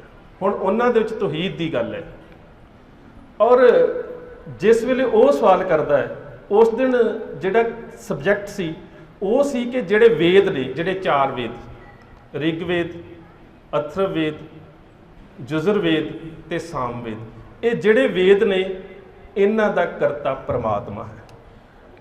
ਪੂਰੇ 3 ਦਿਨ ਇਸ ਸਬਜੈਕਟ ਦੇ ਉੱਪਰ ਕਥਾ ਹੁੰਦੀ ਰਹੀ ਉਸ ਦੀ ਕਿ ਵੇਦਾਂ ਦਾ ਕਰਤਾ ਪਰਮਾਤਮਾ ਹੈ। ਤੇ ਭਾਈ ਗੁਰਦਾਸ ਤੇ ਜਿੰਨੀ ਵੀ ਬਾਕੀ ਸਾਡਾ ਫਲਸਫਾ ਹੈ ਉਹ ਅਸੀਂ ਕਹਿੰਦੇ 4 ਵੇਦ ਵਖਾਣ ਦਾ, ਅਸੀਂ ਬ੍ਰਹਮੇ ਨੂੰ ਕਹਿੰਦੇ 4 ਵੇਦ ਵਖਾਣ ਦਾ, ਚਤੁਰਮੁਖੀ ਹੋਈ ਖਰਾ ਸਿਆਣਾ। ਮਨੂ ਸਿਮਰਤੀ ਦੇ ਵਿੱਚ 3 ਵੇਦਾਂ ਦੀ ਜਿਹੜੀ ਉਹ ਗੱਲ ਕੀਤੀ ਗਈ ਹੈ।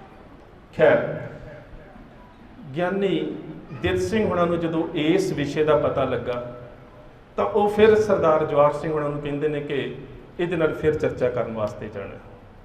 ਉਹ ਕਹਿੰਦੇ ਵਿਸ਼ਾ ਬੜਾ ਔਖਾ ਹੈ, ਜਿਹੜੇ ਵਿਸ਼ੇ ਦੇ ਉੱਪਰ ਉਸਨੇ ਚਰਚਾ ਕੀਤੀ ਹੈ ਨਾ ਉਹ ਸਬਜੈਕਟ ਬੜਾ ਔਖਾ ਹੈ। ਤੇ ਮਜ਼ਾਕ 'ਚ ਕਹਿੰਦੇ ਕਿ ਦਿੱਤ ਸਿੰਘ ਜੀ ਪੂਰੀ ਤਿਆਰੀ ਕਰਕੇ ਜਾਇਓ। ਤੇ ਦਿੱਤ ਸਿੰਘ ਫਿਰ ਆਪਣੀ ਰਚਨਾ 'ਚ ਆਪ ਲਿਖਦੇ ਨੇ, ਕਹਿੰਦੇ ਮੈਂ ਸੋਚਦਾ ਰਿਹਾ ਕਿ ਸਵਾਲ ਕਿਹੜੇ ਕਰਨੇ ਨੇ। ਹੁਣ ਗੱਲ ਕੇਵਲ ਸਵਾਲਾਂ ਦੀ ਨਹੀਂ ਹੁੰਦੀ, ਸਵਾਲ ਤਾਂ ਕੀਤੇ ਜਾ ਸਕਦੇ ਨੇ ਜੇ ਤੁਸੀਂ ਉਸ ਸਬਜੈਕਟ ਦੇ ਬਾਰੇ ਪੜ੍ਹਿਆ। ਤੇ ਜੇ ਤੁਸੀਂ ਪੜ੍ਹਿਆ ਹੀ ਨਹੀਂ, ਤੁਸੀਂ ਸਬਜੈਕਟ ਦੇ ਬਾਰੇ ਜਾਣਦੇ ਹੀ ਨਹੀਂ ਕਿ ਵੇਦਾਂ ਦਾ ਕਰਤਾ ਪਰਮਾਤਮਾ ਜਾਂ ਕੋਈ ਰਿਸ਼ੀ ਜਾਂ ਕੋਈ ਮਨੁੱਖ ਜਾਂ ਕੋਈ ਹੋਰ, ਫਿਰ ਸਵਾਲ ਕੀਤੇ ਕਿਵੇਂ ਜਾ ਸਕਦੇ ਨੇ। ਕਹਿੰਦੇ ਮੈਂ ਸਾਰੀ ਰਾਤ ਸੋਚਦਾ ਰਿਹਾ ਤੇ ਕਾਗਜ਼ ਦੇ ਉੱਪਰ ਕੁਝ ਨੋਟ ਵੀ ਕਰਦਾ ਰਿਹਾ। ਫਿਰ ਉਹ ਜਿਹੜੇ ਕਾਗਜ਼ ਦੇ ਉੱਪਰ ਲਿਖੇ ਸੀ ਉਹਨਾਂ ਨੂੰ ਮੈਂ ਆਪਣੇ ਅੰਤਕਰਨ 'ਚ ਵਸਾਇਆ ਵੀ ਕਿ ਮੈਂ ਆਹ ਗੱਲਾਂ ਜਿਹੜੀ ਆਹ ਚਰਚਾ ਕਰਨੀ ਹੈ। ਕਹਿੰਦੇ ਜਦੋਂ ਉਸ ਦੀ ਕਥਾ ਸਮਾਪਤ ਹੋਈ ਅਸੀਂ ਪਹੁੰਚ ਗਏ। ਇਹਨਾਂ ਦੇ ਜਾਣ ਤੋਂ ਪਹਿਲਾਂ ਇੱਕ ਮੌਲਵੀ ਬੈਠਾ ਸੀ ਚਰਚਾ ਕਰਨ ਦੇ ਵਾਸਤੇ। ਮੌਲਵੀ ਨੇ ਵੀ ਇਹੀ ਗੱਲ ਕੀਤੀ ਕਿ ਵੇਦਾਂ ਦਾ ਕਰਤਾ ਪਰਮਾਤਮਾ ਹੈ। ਦਇਆਨੰਦ ਨੇ ਉਹਨੂੰ ਉਲਟਾ ਸਵਾਲ ਕਰ ਦਿੱਤਾ ਕਿ ਤੁਹਾਡੇ ਧਰਮ ਦੇ ਮੁਤਾਬਕ ਸ੍ਰਿਸ਼ਟੀ ਦਾ ਕਰਤਾ ਕੌਣ? ਉਸਨੇ ਕਿਹਾ ਖੁਦਾ। ਤੁਸੀਂ ਖਾਂਦੇ ਕੀ ਹੋ? ਕਹਿੰਦੇ ਖੁਦਾ ਦਿੰਦਾ। ਤੁਸੀਂ ਪਹਿਨਦੇ ਕੀ ਹੋ? ਖੁਦਾ ਦਿੰਦਾ। ਜਦੋਂ ਸਾਰੀਆਂ ਗੱਲਾਂ ਕਰਨ ਤੋਂ ਬਾਅਦ ਦਇਆਨੰਦ ਉਸ ਨੂੰ ਇੱਕ ਸਵਾਲ ਦੇ ਉੱਪਰ ਫਸਾ ਲੈਂਦਾ ਹੈ। ਕਹਿੰਦਾ ਕਿ ਜਿਹੜੇ ਬੁਰੇ ਕੰਮ ਕਰਦੇ ਉਹ ਵੀ ਖੁਦਾ ਕਰਦਾ ਹੈ। ਉਹ ਕਹਿੰਦਾ ਉਹ ਵੀ ਖੁਦਾ ਹੀ ਕਰਾਉਂਦਾ ਹੈ। ਕਹਿੰਦਾ ਇਹਦਾ ਮਤਲਬ ਵੀ ਤੁਸੀਂ ਖੁਦਾ ਨੂੰ ਮਿੱਥਿਆ ਮੰਨਦੇ ਹੋ, ਜੇ ਅਸਲ ਦੇ ਵਿੱਚ ਖੁਦਾ ਹੈ ਤੇ ਮਾੜਾ ਕੰਮ ਕਰਾਵੇ ਨਾ। ਸੋ ਇਸ ਤੋਂ ਬਾਅਦ ਖਾਣ ਪੀਣ ਪਹਿਨਣ ਤੇ ਇੱਥੋਂ ਤੱਕ ਕਿ ਉਹਦੀ ਮਲ ਮੂਤਰ ਦੀ ਕਿਰਿਆ ਦੇ ਉੱਪਰ ਵੀ ਸਵਾਲ ਕਰ ਦਿੰਦਾ ਹੈ ਕਿ ਤੁਸੀਂ ਜੋ ਮਲ ਮੂਤਰ ਦੀ ਕਿਰਿਆ ਕਰਦੇ ਹੋ ਉਹ ਕੌਣ ਕਰਾਉਂਦਾ? ਕਹਿੰਦਾ ਖੁਦਾ। ਇਸ ਦੇ ਉੱਪਰ ਉਸਦੇ ਅਨੁਯਾਈ ਜਿਹੜੇ ਹੱਸ ਪੈਂਦੇ ਨੇ ਕਿ ਨੈਤਿਕਤਾ ਤੋਂ ਹੀਣਾ ਸਵਾਲ ਕਰਕੇ ਉਸ ਮੌਲਵੀ ਨੂੰ ਸ਼ਰਮਿੰਦਾ ਕਰ ਦਿੱਤਾ ਜਾਂਦਾ ਹੈ। ਉਹ ਕੁਰਸੀ ਤੋਂ ਉੱਠ ਕੇ ਚਲਾ ਜਾਂਦਾ ਹੈ ਕਿਉਂਕਿ ਸਵਾਲ ਹੀ ਐਵੇਂ ਦੇ ਕੀਤੇ ਜਾਂਦੇ ਨੇ ਜਿਨ੍ਹਾਂ ਦਾ ਧਰਮ ਦੀ ਚਰਚਾ 'ਚ ਵੈਸੇ ਕੋਈ ਆਧਾਰ ਨਹੀਂ ਹੈਗਾ। ਪਰ ਉੱਥੇ ਨਿਸ਼ਾਨਾ ਹੈ ਕਿ ਕਿਸੇ ਨੂੰ ਚਰਚਾ ਦੇ ਵਿੱਚ ਹਰਾਉਣਾ ਹੈ ਜਾਂ ਫਿਰ ਉਸ ਨੂੰ ਸ਼ਰਮਨਾਕ ਕਰਨਾ ਹੈ ਜਾਂ ਫਿਰ ਸ਼ਰਮਿੰਦਾ ਕਰਕੇ ਇੱਥੋਂ ਭੇਜਣਾ ਹੈ। ਉਸ ਤੋਂ ਬਾਅਦ ਇੱਕ ਪੁਜਾਰੀ ਵੀ ਬੈਠਦਾ ਹੈ। ਪੁਜਾਰੀ ਆਪਣੀ ਗੱਲ ਹੀ ਸ਼ੁਰੂ ਕਰਦਾ ਹੈ ਤੇ ਦਇਆਨੰਦ ਕਹਿੰਦਾ ਤੂੰ ਮੇਰੇ ਨਾਲ ਗੱਲ ਨਾ ਕਰ ਕਿਉਂਕਿ ਤੈਨੂੰ ਚੰਗੀ ਤਰ੍ਹਾਂ ਸੰਸਕ੍ਰਿਤ ਨਹੀਂ ਆਉਂਦੀ। ਉਹ ਵੀ ਉੱਠ ਜਾਂਦਾ ਹੈ ਤੇ ਹੁਣ ਸੰਗਤ ਦੇ ਵਿੱਚ ਉੱਠਦੇ ਨੇ ਗਿਆਨੀ ਦਿੱਤ ਸਿੰਘ ਜੀ। ਹੁਣ ਗਿਆਨੀ ਦਿੱਤ ਸਿੰਘ ਸਵਾਲ ਕਰਦੇ ਨੇ, ਕਹਿੰਦੇ ਸਵਾਮੀ ਜੀ ਕੀ ਵੇਦ ਈਸ਼ਵਰ ਨੇ ਲਿਖੇ ਨੇ? ਕਹਿੰਦਾ ਹਾਂ, ਇਹ ਈਸ਼ਵਰ ਕ੍ਰਿਤ ਨੇ, ਵੇਦ ਈਸ਼ਵਰ ਨੇ ਲਿਖੇ ਨੇ। ਤੇ ਹੁਣ ਇਸ ਗੱਲ ਨੂੰ ਸਮਝਣ ਦਾ ਯਤਨ ਕਰਿਓ। ਗਿਆਨੀ ਜੀ ਕਹਿੰਦੇ ਨੇ ਕਿ ਜੇ ਵੇਦ ਈਸ਼ਵਰ ਨੇ ਲਿਖੇ ਨੇ, ਮੈਂ ਤੁਹਾਨੂੰ ਸੌਖੇ ਸ਼ਬਦਾਂ 'ਚ ਸਮਝਾ ਰਿਹਾ, ਜੇ ਵੇਦ ਈਸ਼ਵਰ ਨੇ ਲਿਖੇ ਨੇ ਤੇ ਲਿਖੇ ਜਾਂਦੇ ਨੇ ਅੱਖਰਾਂ ਦੇ ਵਿੱਚ। ਅੱਖਰ ਆਉਂਦੇ ਨੇ ਪਹਿਲਾਂ ਜ਼ਬਾਨ ਦੇ ਉੱਪਰ, ਫਿਰ ਉਹ ਲਿਖਣ ਦੇ ਵਿੱਚ ਆਉਂਦੇ ਨੇ, ਉਸ ਤੋਂ ਪਹਿਲਾਂ ਮਨ ਦੇ ਵਿੱਚ ਆਉਂਦੇ ਨੇ, ਉਸ ਤੋਂ ਪਹਿਲਾਂ ਸੰਕਲਪ ਪੈਦਾ ਹੁੰਦਾ ਹੈ ਤੇ ਸੰਕਲਪ ਤੋਂ ਪਹਿਲਾਂ ਬਹੁਤ ਕੁਝ ਹੁੰਦਾ ਹੈ। ਕਹਿੰਦੇ ਇਹਦਾ ਮਤਲਬ ਕਿ ਜੇ ਕਿਸੇ ਨੇ ਉਹ ਅੱਖਰ ਲਿਖੇ ਤੇ ਇਹਦਾ ਮਤਲਬ ਕਿ ਸਭ ਤੋਂ ਪਹਿਲਾਂ ਉਸ ਦੀ ਜ਼ੁਬਾਨ ਦੇ ਉੱਪਰ ਅੱਖਰ ਆਇਆ। ਕਿਉਂਕਿ ਮਿਸਾਲ ਦੇ ਤੌਰ ਤੇ ਕਈ ਅੱਖਰ ਹੁੰਦੇ ਨੇ ਜਿਸ ਤਰ੍ਹਾਂ ਲੱਗ, ਬੱਬਾ, ਬੁੱਲ ਜੁੜਦੇ ਨਹੀਂ, ਪਰ ਲੱਭ, ਬੁੱਲ ਜੁੜਦੇ ਨੇ, ਲੱਗ 'ਚ ਨਹੀਂ ਜੁੜਦੇ, ਲੱਭ 'ਚ ਬੁੱਲਦੇ ਨੇ। ਕਿ ਹਰ ਅੱਖਰ ਨੂੰ ਆਵਾਜ਼ ਦੇਣ ਦੇ ਵਾਸਤੇ ਜਾਂ ਉਹਦੀ ਧੁਨੀ ਪ੍ਰਗਟ ਕਰਨ ਦੇ ਵਾਸਤੇ ਤੁਹਾਨੂੰ ਕਿਤੇ ਜ਼ਬਾਨ ਦੀ ਵਰਤੋਂ ਕਰਨੀ ਪੈਂਦੀ ਹੈ, ਕਿਤੇ ਬੁੱਲਾਂ ਦੀ ਵਰਤੋਂ ਕਰਨੀ ਪੈਂਦੀ ਹੈ, ਕਿਤੇ ਤਾਲੂ ਦੀ, ਕਿਤੇ ਜ਼ਬਾਨ ਦੇ ਸਿਰੇ ਦੀ, ਕਿਤੇ ਸਾਈਡ ਦੀ, ਤੁਹਾਨੂੰ ਵੱਖ-ਵੱਖ। ਤੇ ਉਹ ਕਹਿੰਦੇ ਇਹ ਜਿਹੜੇ ਵੱਖ-ਵੱਖ ਉਚਾਰਨ ਨੇ ਸ਼ਬਦਾਂ ਦੇ, ਜਿਨ੍ਹਾਂ ਸ਼ਬਦਾਂ ਤੋਂ ਫਿਰ ਅੱਗੇ ਜਾ ਕੇ ਅੱਖਰ ਤੋਂ ਸ਼ਬਦ ਤੇ ਸ਼ਬਦ ਤੋਂ ਵਾਕ ਤੇ ਵਾਕ ਤੋਂ ਸੈਂਟੈਂਸ ਤੇ ਉਸ ਤੋਂ ਬਾਅਦ ਲਿਖਤ ਬਣਦੀ ਹੈ, ਵੇਦ ਹੋਂਦ ਚਾਹੁੰਦੇ ਨੇ। ਇਹਦਾ ਮਤਲਬ ਕੋਈ ਤਾਂ ਉਚਾਰਨ ਵਾਲਾ ਹੋਵੇਗਾ ਨਾ ਸਰੀਰਕ ਤੌਰ ਤੇ। ਕਹਿੰਦੇ ਨਹੀਂ, ਇਹ ਈਸ਼ਵਰ ਕ੍ਰਿਤ ਨੇ। ਫਿਰ ਉਹ ਅੱਗੇ ਬੜਾ ਪਿਆਰਾ ਸਵਾਲ ਕਰਦੇ ਨੇ ਗਿਆਨੀ ਦਿੱਤ ਸਿੰਘ। ਹੁਣ ਮੈਂ ਤੁਹਾਨੂੰ ਇੱਕ ਉਦਾਹਰਨ ਦਿੰਦਾ। ਮੇਰੇ ਢਿੱਡ 'ਚ ਕੀ, ਤੁਹਾਡੇ ਢਿੱਡ 'ਚ ਕੀ, ਨਾ ਮੈਨੂੰ ਪਤਾ ਨਾ ਤੁਹਾਨੂੰ ਪਤਾ, ਪਰ ਕੁਝ ਹੈ। ਹੁਣ ਮੰਨ ਲਓ ਤੁਸੀਂ ਮੇਰੇ ਲੈਕਚਰ ਦੇ ਬਾਰੇ ਸੋਚ ਰਹੇ ਹੋ, ਐਵੇਂ ਕਮਲਿਆਂ ਵਾਂਗੂ ਰੌਲਾ ਪਾਈ ਜਾ ਰਿਹਾ। ਜੋ ਕੁਛ ਹੈ ਮੈਂ ਸੌਖਾ ਸਮਝਾਵਾਂ ਤੇ ਪਰਾ ਹੈ, ਕੁਛ ਤੁਹਾਡੇ ਵੀ ਹੈ, ਕੁਝ ਮੇਰੇ ਵੀ ਹੈ, ਮੈਂ ਵੀ ਸੋਚ ਰਿਹਾ। ਪਰ ਜਦੋਂ ਮੈਂ ਸੋਚ ਰਿਹਾ ਨਾ, ਪਤਾ ਨਹੀਂ ਇਹ ਧਿਆਨ ਨਾਲ ਸੁਣ ਵੀ ਰਹੇ ਜਾਂ ਨਹੀਂ ਸੁਣ ਰਹੇ, ਉਹ ਪਸੰਤੀ ਹੈ। ਭਾਵ ਤੋਂ ਬਾਅਦ ਜਿਹੜਾ ਫੁਰਨਾ ਅਫੁਰ ਹੈ, ਪਤਾ ਹੀ ਨਹੀਂ ਕੀ ਹੈ, ਉਹ ਪਰਾ ਹੈ। ਪਰਾ ਤੋਂ ਬਾਅਦ ਕੁਝ ਤਾਂ ਸੋਚ ਰਹੇ ਹੋ, ਉਹ ਪਸੰਤੀ ਹੈ। ਫਿਰ ਹੋ ਸਕਦਾ ਤੁਹਾਡੇ ਵਿੱਚੋਂ ਕੋਈ ਉੱਠ ਕੇ ਕਹਿਣਾ ਚਾਹੇ ਵੀ ਮੈਂ ਇਹਨੂੰ ਉੱਠ ਕੇ ਕਹਿ ਹੀ ਦਿੰਨੀ ਆ, ਰੁਕ ਜਾ, ਗਲਤ ਬੋਲ ਰਿਹਾ। ਪਰ ਤੁਸੀਂ ਅਜੇ ਕਿਹਾ ਨਹੀਂ, ਪਰ ਸੰਕਲਪ ਪੈਦਾ ਹੋ ਗਿਆ ਕਿ ਮੈਂ ਇਸ ਨੂੰ ਰੋਕ ਹੀ ਦਿੰਨੀ ਆ, ਨਾ ਬੋਲ। ਉਹ ਮੱਧਮਾ ਹੈ। ਤੇ ਕਿਸੇ ਨੇ ਉੱਠ ਕੇ ਬੋਲ ਦਿੱਤਾ ਵੀ ਵੀਰ ਤੇਰੀ ਗੱਲ ਸਮਝ ਨਹੀਂ ਆਉਂਦੀ, ਤੂੰ ਬਹਿ ਜਾ। ਤੇ ਤੁਸੀਂ ਪਤਾ ਕੀ ਕਹਿਣਾ, ਮੇਰੇ ਵੀ ਦਿਮਾਗ 'ਚ ਇਹੀ ਗੱਲ ਸੀ। ਉਹ ਮੱਧਮਾ ਹੈ, ਪਰ ਜਿਹਦੀ ਜ਼ੁਬਾਨ ਤੇ ਆ ਗਈ ਉਹ ਅੱਖਰਾਂ ਚਲੀ ਗਈ, ਉਹ ਬੈਠ ਗਈ। ਸੋ ਗਿਆਨੀ ਜੀ ਕਹਿੰਦੇ ਕਿ ਜਿੰਨੇ ਵੀ ਇੱਥੇ ਲੋਕ ਬੈਠੇ ਨੇ, ਸਾਰਿਆਂ ਦੇ ਅੰਦਰ ਕੁਛ ਹੈ। ਉਸ ਤੋਂ ਬਾਅਦ ਸੰਕਲਪ ਬਣਦਾ ਹੈ, ਸੰਕਲਪ ਤੋਂ ਬਾਅਦ ਬੋਲਣ ਦੀ ਭਾਵਨਾ, ਉਸ ਤੋਂ ਬਾਅਦ ਬੈਖਰੀ ਲਿਖ ਕੇ ਜਾਂ ਬੋਲ ਕੇ। ਤੇ ਜਿੰਨਾ ਚਿਰ ਤੱਕ ਪਰਮਾਤਮਾ ਨੇ ਬੈਖਰੀ ਅੱਖਰਾਂ ਨੂੰ ਉਚਾਰਨ ਦੇ ਵਾਸਤੇ ਕਿਸੇ ਮਨੁੱਖ ਦਾ ਕੋਈ ਜਾਮਾ ਹੀ ਨਹੀਂ ਧਾਰਨ ਕੀਤਾ, ਵੇਦ ਲਿਖੇ ਕਿਵੇਂ ਗਏ। ਤੇ ਗਿਆਨੀ ਦਿੱਤ ਸਿੰਘ ਨੇ ਇਸ ਚਰਚਾ ਨੂੰ ਦੂਜੇ ਪਾਸੇ ਲੈ ਕੇ ਜਾਣ ਦਾ ਯਤਨ ਕੀਤਾ। ਉਹਨੇ ਪਤਾ ਕੀ ਕਿਹਾ, ਕਹਿੰਦਾ ਵੇਖੋ ਜੀ, ਦਿੱਤ ਸਿੰਘ ਕਹਿ ਰਿਹਾ ਕਿਸੇ ਦੇ ਢਿੱਡ ਦੇ ਵਿੱਚ ਕੁਝ ਹੈ, ਕਿਸੇ ਦੇ ਢਿੱਡ ਦੇ ਵਿੱਚ ਕੁਝ ਹੈ, ਤੇ ਕਿਸੇ ਦੇ ਢਿੱਡ 'ਚ ਕੁਝ ਨਹੀਂ ਹੈਗਾ। ਜੇ ਸਭ ਕੁਝ ਵੀ ਹੈ ਤਾਂ ਇਹਨੂੰ ਕੀ ਪਤਾ ਕਿਸੇ ਦੇ ਢਿੱਡ 'ਚ ਕੀ ਹੈ। ਉਹਨੇ ਗੱਲ ਨੂੰ ਘੁਮਾਉਣ ਦਾ ਯਤਨ ਕੀਤਾ ਤੇ ਗਿਆਨੀ ਜੀ ਨੇ ਬੜਾ ਪਿਆਰਾ ਜਵਾਬ ਦਿੱਤਾ। ਕਹਿੰਦਾ ਗਿਆਨੀ ਜੀ, ਸਭ ਦੇ ਕੁਝ ਅੰਦਰ ਹੈ। ਸਵਾਮੀ ਜੀ, ਸਭ ਦੇ ਅੰਦਰ ਕੁਝ ਹੈ, ਪਰ ਕੀ ਹੈ। ਸੰਗਤ ਦੇ ਵਿੱਚ ਕਹਿੰਦੇ ਨੇ ਤੁਸੀਂ ਜਾਣਦੇ ਹੋ ਮੇਰੇ ਅੰਦਰ ਕੀ ਹੈ। ਹੁਣ ਤੁਸੀਂ ਮੈਨੂੰ ਸਵਾਲ ਕਰੋ ਜਾਂ ਮੈਂ ਤੁਹਾਨੂੰ ਸਵਾਲ ਕਰਾਂ, ਤੁਸੀਂ ਜਾਣਦੇ ਹੋ ਮੇਰੇ ਅੰਦਰ ਕੀ ਹੈ। ਜਿੰਨਾ ਚਿਰ ਉਹ ਬੈਖਰੀ ਰੂਪ 'ਚ ਹੀ ਨਹੀਂ ਆਇਆ, ਕੌਣ ਜਾਣਦਾ ਕੀ ਹੈ। ਮੈਂ ਤੁਹਾਨੂੰ ਬੁਰਾ ਕਹਿ ਰਿਹਾ ਜਾਂ ਚੰਗਾ ਕਹਿ ਰਿਹਾ, ਤੁਸੀਂ ਬੁਰਾ ਕਹਿ ਰਹੇ ਹੋ ਜਾਂ ਮਾੜਾ ਕਹਿ ਰਹੇ ਹੋ। ਦਿੱਤ ਸਿੰਘ ਨੇ ਸੰਗਤ ਵੱਲ ਵੇਖਿਆ, ਤੁਸੀਂ ਜਾਣਦੇ ਹੋ ਮੇਰੇ ਢਿੱਡ 'ਚ ਕੀ ਹੈ, ਮੇਰੇ ਅੰਦਰ ਕੀ ਹੈ। ਸੰਗਤ ਹੱਸ ਪਈ। ਇਹਨਾਂ ਦੂਜੇ ਪਾਸੇ ਮੂੰਹ ਕੀਤਾ। ਕਹਿੰਦੇ ਸਵਾਮੀ ਜੀ, ਇਹ ਤਾਂ ਵਿਚਾਰੇ ਆਮ ਲੋਕ ਨੇ ਜਿਹੜੇ ਵੇਦਾਂ ਨੂੰ ਨਹੀਂ ਜਾਣਦੇ, ਹੁਣ ਤੁਸੀਂ ਦੱਸੋ ਮੇਰੇ ਅੰਦਰ ਕੀ ਹੈ। ਦਿੱਤ ਸਿੰਘ ਸ਼ਾਂਤ, ਬਿਲਕੁਲ ਇਹੋ ਹੀ ਸਵਾਲ ਕਰਕੇ ਕਿ ਦੱਸੋ ਮੇਰੇ ਅੰਦਰ ਕੀ ਹੈ। ਤੇ ਦਿਆਨੰਦ ਪਤਾ ਕੀ ਕਹਿੰਦਾ, ਕਹਿੰਦਾ ਮੈਂ ਕੋਈ ਰੱਬ ਥੋੜਾ ਮੈਂ ਦੱਸ ਸਕਾਂ ਤੇਰੇ ਅੰਦਰ ਕੀ ਹੈ। ਕਹਿੰਦੇ ਇਹੋ ਗੱਲ ਤੇ ਮੈਂ ਸੁਣਨਾ ਚਾਹੁੰਦਾ ਸੀ, ਇਹੋ ਗੱਲ ਤੇ ਮੈਂ ਸੁਣਨਾ ਚਾਹੁੰਦਾ ਸੀ ਕਿ ਦੱਸਣ ਦੇ ਵਾਸਤੇ ਜ਼ੁਬਾਨ ਦੀ ਲੋੜ ਹੈ। ਤੇ ਜਿਹੜੇ ਤੇਰੇ ਵੇਦ ਨੇ ਨਾ, ਇਹ ਵੇਦ ਈਸ਼ਵਰ ਦੇ ਕ੍ਰਿਤ ਨਹੀਂ। ਕਹਿੰਦਾ ਇਹੀ ਤਾਂ ਮੈਂ ਸਮਝਾਉਣ ਦਾ ਯਤਨ ਕਰ ਰਿਹਾ ਸੀ ਕਿ ਵੇਦ ਦਾ ਅਰਥ ਗਿਆਨ ਹੈ, ਤੇ ਪਰਮਾਤਮਾ ਨੇ 4 ਰਿਸ਼ੀ ਪੈਦਾ ਕਰਕੇ ਉਹਨਾਂ ਨੂੰ ਗਿਆਨ ਦਿੱਤਾ ਤੇ ਉਹਨਾਂ ਨੇ ਲਿਖੇ। ਤੇ ਫਿਰ ਕਹਿੰਦੇ ਜੇਕਰ ਰਿਸ਼ੀਆਂ ਨੇ ਲਿਖੇ ਫਿਰ ਈਸ਼ਵਰ ਕ੍ਰਿਤ ਕਿਵੇਂ ਹੋ ਗਏ। ਜੇ ਗੱਲ ਤਾਂ ਫਿਰ ਆ ਗਈ। ਦਿੱਤ ਸਿੰਘ ਕਹਿੰਦੇ ਇਹੀ ਗੱਲ ਤਾਂ ਮੈਂ ਤੈਨੂੰ ਕਹਿ ਰਿਹਾ ਸੀ ਕਿ ਜੇਕਰ ਪਰਮਾਤਮਾ ਨੇ ਵੇਦਾਂ ਦੀ ਰਚਨਾ ਕਰਨੀ ਹੈ ਤਾਂ ਉਹਨੂੰ ਵੀ ਮਨੁੱਖ ਦਾ ਸਰੀਰ ਧਾਰਨ ਕਰਨਾ ਪਵੇਗਾ। ਉਹ ਗੱਲ ਹੁਣ ਤੂੰ ਆਪ ਮੰਨ ਗਿਆ। ਸੋ ਇਹ 2 ਚਰਚਾਵਾਂ ਬੜੀਆਂ ਅਹਿਮ ਨੇ। ਪਰ ਖਿਆਲ ਫਿਰ ਕਰੀਏ ਕਿ ਜੇਕਰ ਗਿਆਨੀ ਦਿੱਤ ਸਿੰਘ ਵੇਦ, ਵੇਦਾਂਤ ਔਰ ਇਹਨਾਂ ਬਾਣੀਆਂ ਦੀਆਂ ਕਿਸਮਾਂ ਦੇ ਬਾਰੇ, ਮੈਨੂੰ ਬਲਦੀਪ ਸਿੰਘ ਵੀਰ ਜੀ ਬੈਠੇ ਕਰੀ ਬੜਿਆ ਵਧੀਆ ਲਿਖਦੇ ਨੇ ਫੇਸਬੁੱਕ ਦੇ ਉੱਪਰ, ਪਰ ਮੈਂ ਕਈ ਵਾਰੀ ਹੈਰਾਨ ਹੁੰਦਾ ਕਿ ਬਹੁਤ ਸਾਰੇ ਸਾਡੇ ਅੱਜ ਦੇ ਪ੍ਰਚਾਰਕ ਵੀਰਾਂ ਨੂੰ ਨਹੀਂ ਪਤਾ, ਔਰ ਮੈਨੂੰ ਲੱਗਦਾ ਕਿ ਇਸ ਡਿਬੇਟ ਦਾ ਵੀ ਕਿਸੇ ਨੂੰ ਨਹੀਂ ਪਤਾ। ਕਿਤਾਬ ਪੜ੍ਹ ਕੇ ਵੀ ਇਹਨੂੰ ਸਮਝਣਾ ਔਖਾ ਇਸ ਕਰਕੇ ਲੱਗਦਾ ਹੈ ਕਿ ਬਹੁਤ ਸਾਰੇ ਸ਼ਬਦ ਜਿਹੜੇ ਨੇ ਉਹ ਵੈਦਾਂਤ ਦੇ ਵਿੱਚੋਂ ਨੇ।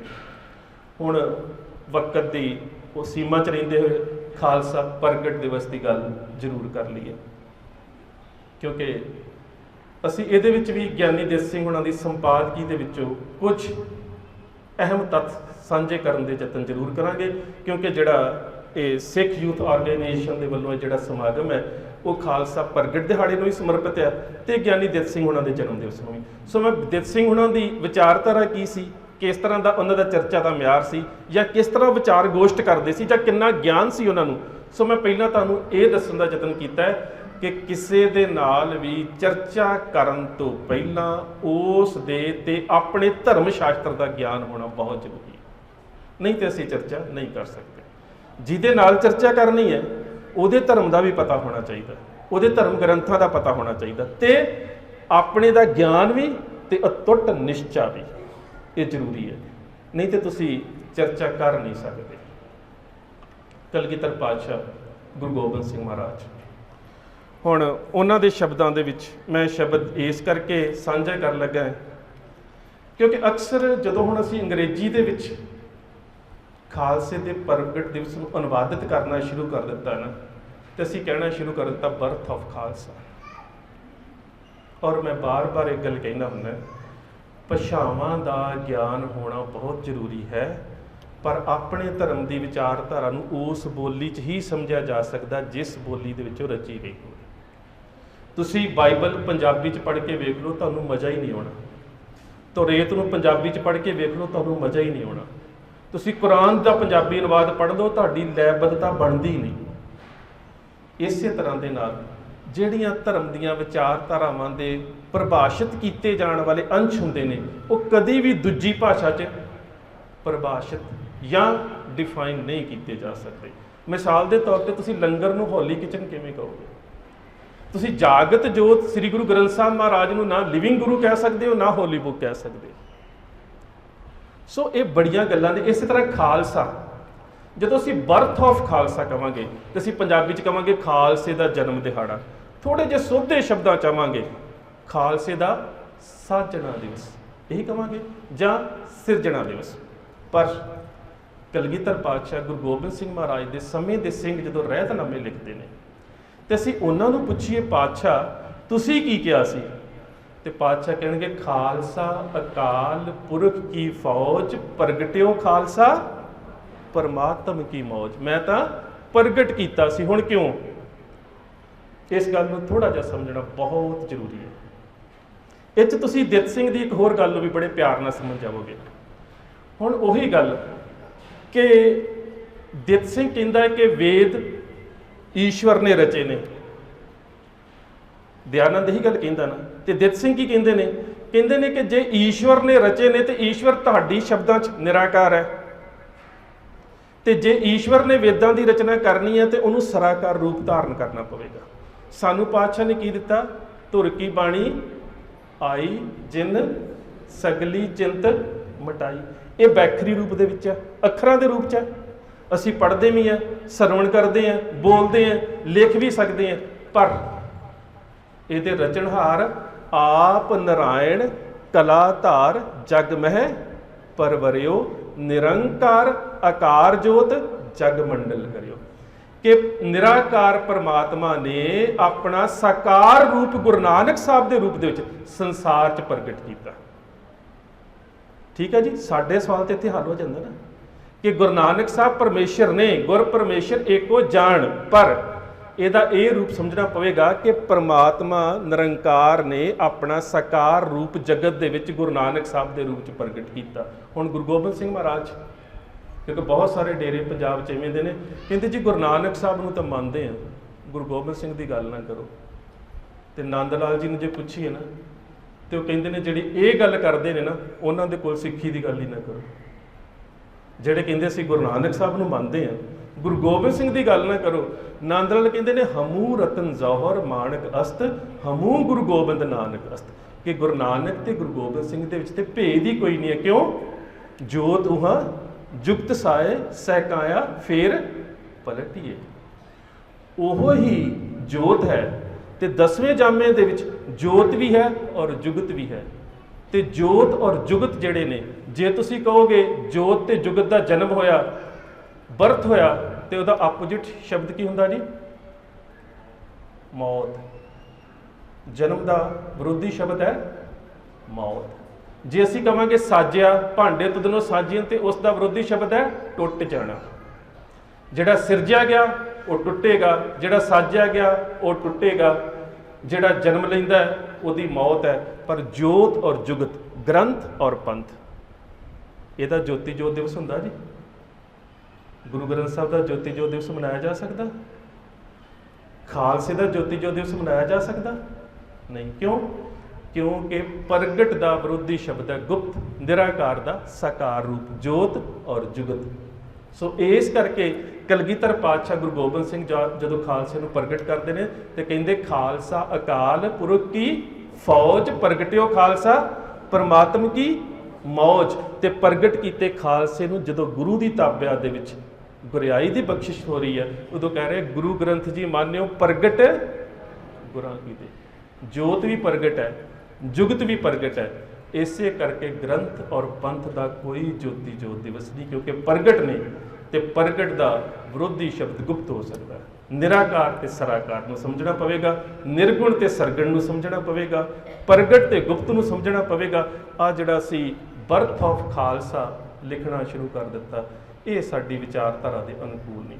ਹੁਣ ਇਸ ਖਾਲਸੇ ਨੂੰ ਕਲਗੀਧਰ ਪਾਤਸ਼ਾਹ ਗੁਰੂ ਗੋਬਿੰਦ ਸਿੰਘ ਮਹਾਰਾਜ ਦੇ ਕੁਝ ਉਪਦੇਸ਼। ਪਹਿਲੀ ਗੱਲ, ਜਾਗਤ ਜੋਤ ਜਪੈ ਨਿਸਬਾਸਰ, ਏਕ ਬਿਨਾ ਮਨ ਨੈਕ ਨਾ ਆਨੇ। ਜੋਤ ਕਿਤੇ ਹੁਣ ਤਾਂ ਅਸੀਂ ਖਾਲਸੇ ਨੇ ਨਵਾਂ ਹੀ ਕੰਮ ਸ਼ੁਰੂ ਕਰ ਲਿਆ ਕਿ ਗੁਰੂ ਗ੍ਰੰਥ ਸਾਹਿਬ ਮਹਾਰਾਜ ਦੀ ਹਜ਼ੂਰੀ 'ਚ ਵੀ ਜੋਤਾਂ ਜਗਾ ਕੇ ਆਰਤੀਆਂ ਕਰਨੀਆਂ ਸ਼ੁਰੂ ਕਰ ਦਿੱਤੀਆਂ। ਪਰ ਕਿਤੇ ਗਿਆਨੀ ਦਿੱਤ ਸਿੰਘ ਉਹਨਾਂ ਦੀ ਇੱਕ ਰਚਨਾ ਹੈ ਆਰਤੀ ਪ੍ਰਬੋਧ, ਉਹਨੂੰ ਕਿਤੇ ਪੜ੍ਹਨ ਦਾ ਯਤਨ ਕਰਿਓ। ਉਹ ਕਹਿੰਦੇ ਨੇ, ਉਹ ਵੀ ਉਹਦੇ 'ਚ ਵੀ ਵਿਅੰਗ ਵੀ ਹੈ। ਉਹ ਕਹਿੰਦੇ ਨੇ ਬਾਕੀ ਸਾਰਿਆਂ ਦੀ ਤਾਂ ਆਰਤੀ ਹੈ ਤੇ ਧੰਨੇ ਭਗਤ ਦਾ ਕੀ ਹੈ? ਕਹਿੰਦੇ ਉਹ ਜੱਟ ਜਿਹਾ ਬੰਦਾ ਸੀ ਨਾ, ਉਹਨੇ ਸੋਚਿਆ ਜੇ ਬਾਕੀਆਂ ਦੀ ਆਰਤੀ ਆ ਤੇ ਮੈਂ ਆਰਤਾ। ਕਹਿੰਦੇ ਉਹ ਵੀ ਅਸੀਂ ਦੀਵੇ ਜਗਾ ਕੇ ਪੜ੍ਹ ਦਿੰਦੇ ਆ, ਇਹ ਕਦੀ ਸਮਝਣ ਦਾ ਯਤਨ ਨਹੀਂ ਕਰਦੇ ਕਿ ਆਰਤ ਦਾ ਅਰਥ ਹੈ ਮੰਗਣ ਵਾਲਾ, ਗੁਰੂ ਦੇ ਦਰ ਦਾ ਭਿਖਾਰੀ, ਗੋਪਾਲ ਤੇਰਾ ਆਰਤਾ। ਤੇ ਸਭ ਕੁਝ ਅੱਗੇ ਮੰਗਣ ਵਾਲੀਆਂ ਚੀਜ਼ਾਂ ਨੇ। ਜੋ ਜਨ ਤੁਮਰੀ ਭਗਤ ਕਰਨ ਤੇ ਤਿਨਕੇ ਕਾਜ ਸਵਾਰਤਾ। ਅੱਗੇ ਫਿਰ ਸਾਰੀਆਂ ਚੀਜ਼ਾਂ ਮੰਗਣ ਵਾਲੀਆਂ ਨੇ। ਗਊ ਭੈਂਸ ਮੰਗੋ ਲਵੇਰੀ, ਇੱਕ ਤਾਜੰਤੁਰੀ ਚੰਗੇਰੀ, ਘਰ ਕੀ ਗੀਹਨ ਚੰਗੀ, ਜਨਤਨ ਨਾ ਲੇਵੇ ਮੰਗੀ। ਉਹ ਫਿਰ ਸਾਰੀਆਂ ਚੀਜ਼ਾਂ ਇੱਕ ਮੰਗ ਵਾਲੇ ਵਿਅਕਤੀ ਦੀਆਂ ਨੇ ਕਿ ਜੋ ਉਹ ਮੰਗ ਰਿਹਾ। ਕਹਿੰਦੇ ਇਹਦਾ ਆਰਤੀ ਨਾਲ ਸੰਬੰਧ ਹੀ ਕੋਈ ਨਹੀਂ, ਫਿਰ ਵੀ ਅਸੀਂ ਜੋਤ ਜਗਾ ਕੇ ਕਹੀ ਜਾਂਦੇ ਗੋਪਾਲ ਤੇਰਾ ਆਰਤਾ, ਤੇ ਜਗਾਈ ਅਸੀਂ ਜੋਤ ਜਗਾਈ ਜਾਂਦੇ ਆ, ਟੱਲੀਆਂ ਵਜਾਈ ਜਾਂਦੇ ਆ। ਸੋ ਜੇ ਗਿਆਨੀ ਦਿੱਤ ਸਿੰਘ ਹੋਣਾ ਦਾ ਅੱਜ ਤੁਸੀਂ ਉਪਰਾਲਾ ਸ਼ੁਰੂ ਕੀਤਾ ਤੇ ਸਾਰੀਆਂ ਰਚਨਾਵਾਂ ਨੂੰ ਪੜ੍ਹਨ ਦਾ ਯਤਨ ਕਰੋ। ਸੋ ਜਾਗਤ ਜੋਤ, ਜਾਗਤ ਜੋਤ ਸ਼ਬਦ, ਜਾਗਤ ਜੋਤ ਜਪੈ ਨਿਸਬਾਸਰ, ਏਕ ਬਿਨਾ ਮਨ ਨੈਕ ਨਾ ਆਨੇ। ਸਿੱਖ ਨੇ ਜਾਗਤ ਜੋਤ ਨੂੰ ਮੰਨਣਾ। ਫਿਰ ਪੂਰਨ ਪ੍ਰੇਮ ਪ੍ਰਤੀਤ, ਪੂਰਨ ਪ੍ਰੇਮ। ਹੁਣ ਇੱਥੇ ਸਵਾਲ ਪੈਦਾ ਹੋਵੇਗਾ ਕਿ ਜੇ ਪਿਆਰ ਇੱਥੇ ਦੇ ਨਾਲ ਪੂਰਨ ਸ਼ਬਦ ਵਰਤਿਆ ਗਿਆ ਤੇ ਕੀ ਕਿਤੇ ਅਧੂਰਾ ਵੀ ਪਿਆਰ ਹੁੰਦਾ? ਇੱਥੇ ਸ਼ਬਦ ਵਰਤਿਆ ਗਿਆ ਪੂਰਨ ਪ੍ਰੇਮ ਪ੍ਰਤੀਤ ਸਜੈ ਵਰਤ, ਗੋੜ ਮੜੀ ਮੱਠ ਭੂਲ ਨਾ ਮਾਨੈ। ਪੂਰਨ। ਭਾਈ ਸਾਹਿਬ ਭਾਈ ਗੁਰਦਾਸ ਆਪਣੇ ਕਵਿਤਾਂ ਦੇ ਵਿੱਚ ਬਹੁਤ ਵਧੀਆ ਰਚਨਾਵਾਂ ਨੇ ਉਹਨਾਂ ਦੀਆਂ ਕਵਿਤਾਂ ਦੇ ਵਿੱਚ, ਪੜ੍ਹਨ ਦਾ ਯਤਨ ਕਰਿਓ ਜ਼ਰੂਰ ਕਿਤੇ। ਇੱਕ ਬੜੀ ਪਿਆਰੀ ਉਦਾਹਰਨ ਦਿੰਦੇ ਨੇ, ਕਹਿੰਦੇ ਨੇ ਕਿ ਲੋਕ ਮੱਛੀ ਔਰ ਪਾਣੀ ਦੇ ਪਿਆਰ ਦੀ ਉਦਾਹਰਨ ਦਿੰਦੇ ਨੇ। ਉਦਾਹਰਨ ਦਿੰਦੇ ਨਾ, ਗੁਰਬਾਣੀ 'ਚ ਬਹੁਤ ਜਗ੍ਹਾ ਤੇ ਆਉਂਦੀ ਹੈ। ਪਰ ਉਹ ਮੱਛੀ ਦਾ ਪਿਆਰ ਹੈ, ਪਾਣੀ ਦਾ ਪਿਆਰ ਤਾਂ ਨਹੀਂ ਹੈਗਾ। ਇੱਥੇ ਵਨ ਸਾਈਡਡ ਲਵ ਹੈ ਨਾ, ਕਿ ਮੱਛੀ ਤੜਫਦੀ ਹੋਵੇ, ਪਾਣੀ ਕਦੀ ਕੋਲ ਆਉਂਦਾ ਨਹੀਂ ਆਉਂਦਾ ਨਾ। ਫਿਰ ਉਹ ਕਹਿੰਦੇ ਅਸੀਂ ਫੁੱਲ ਤੇ ਭੰਵਰੇ ਦੀ ਉਦਾਹਰਨ ਦਿੰਦੇ ਹਾਂ। ਭੰਵਰਾ ਫੁੱਲ ਦੇ ਕੋਲ ਜਾਂਦਾ ਹੈ, ਫੁੱਲ ਥੋੜਾ ਕਦੀ ਭੰਵਰੇ ਕੋਲ ਆਉਂਦਾ। ਇਹ ਵੀ ਵਨ ਸਾਈਡਡ ਹੋ ਗਿਆ ਨਾ। ਫਿਰ ਕਹਿੰਦੇ ਕਿ ਅਸੀਂ ਸ਼ਮਾ ਤੇ ਪਰਵਾਨੇ ਦੀ ਉਦਾਹਰਨ ਦਿੰਦੇ ਹਾਂ। ਹਮੇਸ਼ਾ ਪਰਵਾਨਾ ਹੀ ਸ਼ਮਾ ਦੇ ਕੋਲ ਆਉਂਦਾ ਹੈ, ਕਦੀ ਮੋਮਬੱਤੀ ਪਰਵਾਨੇ ਦੇ ਕੋਲ ਨਹੀਂ ਜਾਂਦੀ। ਕਦੀ ਵੀ ਚਕਵੇ ਦੇ ਕੋਲ ਸੂਰਜ ਨਹੀਂ ਆਇਆ, ਚਕੋਰ ਦੇ ਕੋਲ ਕਦੀ ਚੰਦਰਮਾ ਨਹੀਂ ਆਇਆ, ਰਾਗ ਕਦੀ ਵੀ ਹਿਰਨ ਦੇ ਕੋਲ ਨਹੀਂ ਆਇਆ। ਤੇ ਭਾਈ ਸਾਹਿਬ ਭਾਈ ਗੁਰਦਾਸ ਪਤਾ ਕੀ ਕਹਿੰਦੇ? ਕਹਿੰਦੇ ਦੀਪਕ ਪਤੰਗ ਅਲ ਕਮਲ ਸਲਲ ਮੀਨ। ਦੀਪਕ ਪਤੰਗੇ ਦੀ, ਅਲ ਕਮਲ ਪਾਣੀ ਤੇ ਭੰਵਰਾ, ਸਲਲ ਮੀਨ ਮੱਛੀ ਤੇ ਪਾਣੀ। ਦੀਪਕ ਪਤੰਗ ਅਲ ਕਮਲ ਸਲਲ ਮੀਨ, ਚੱਕਵੈ ਚਕੋਰ ਮ੍ਰਿਗ ਰਵ ਸਸ ਨਾਦ ਹੈ। ਫਿਰ ਅਗਲੀ ਗੱਲ ਕਹਿੰਦੇ ਪ੍ਰੀਤ ਇੱਕ ਅੰਗੀ। ਇਹ ਪਿਆਰ ਤਾਂ ਹੈ ਪਰ ਇੱਕ ਅੰਗੀ, ਇੱਕ ਪਾਸੜ। ਪ੍ਰੀਤ एक अंगी बहुरंगी न संगी कोई, सभ्य दुखदाई न सहाई अंत आद है, जीवत न साध संग मोए न परमगत, ज्ञान ध्यान प्रेम रस प्रीतम प्रसाद है। कहते जे गुरु अधूरा होवे ते तुसी प्यार करी भी जाओ, वो तो एक पासड़ प्यार है, पर प्यार की पूर्णता कित्थे है? चरण शरण गुर एक पैंडा जाए चल, सतगुर कोट पैंडा आगे होए लेत है। ये प्यार की पूर्णता है, और ये पूर्ण गुरु के नाल ही हो सकता है। जे गुरु अधूरा काचे गुर ते मुक्त ना हो, जे गुरु ही अधूरा है तुहाडा प्यार की करेगा। अब मैं वेखण दे मैं ये गल इस करके कर लगा, मैं रजौरी गार्डन सीगा ते साडियां बच्चियां ने मोबाइल दे विच पर्स दे विच एक गंजे जे बाबे दी फोटो लाइयां। कौन है जी? गुरु जी। मैनूं पता नहीं कौन है गुरु जी। बड़ी अजीब गल भी गुरु ही अधूरा है तो प्यार पूरा कित्थे हो सकता है? प्यार पूरा तो उत्थे होवेगा ना कि जे गुरु ने खंडे बाटे की पाहुल दिती, खालसा प्रगट किया, तो फिर खालसे दे कोलों खंडे बाटे की पाहुल लई, आप सिख बने, क्योंकि गुरु सिख सिख गुरु है, प्यार की पूर्णता है। तो फिर दया सिंह कहता है, कहा दया सिंह सिंह बनना कठिन है, हम सिंह बने शीस अपना कटाए के, पाशे तुम पाहुल दिया पहले तुम शीस लिया, हम पाहुल देंगे तो क्या दोगे गनाए के, शीस की है फीस हुई सिंगन की रीस, पाछे आओ इस गली शीस तली पे टिकाए के। हुण इत्थे प्यार की पूर्णता है कि गुरु पातशाह सिख नूं कहंदे ने कि तू अपना शीस च पंथ की झोली च पा रहा, तो मेरी सरबंस के शीस जिहड़े ने पंथ की झोली दे विच ने। ये तो गुरु है ना, ये तो संपूर्णता हुई ना प्यार की।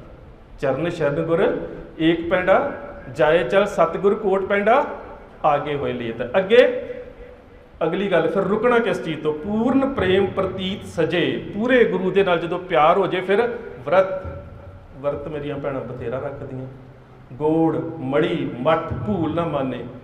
ये भी चार चीज़ां ना किते ज्ञानी दित सिंह होणां दी रचना चों पढ़दे, मैं थोड़ा थोड़ा तुहानूं दस दिना। व्रत गोड़ मड़ी मठ भूल ना माने। मड़ियां की गल कर लईने पहलां, क्योंकि ज्ञानी दित सिंह होणां ने ना अपनी इसे रचना के प्रीफेस च एक गल लिखी है भी सिख बीबियां अजे भी कावां दे पिछे तुरियां फिरदियां, कावां दे पिछे।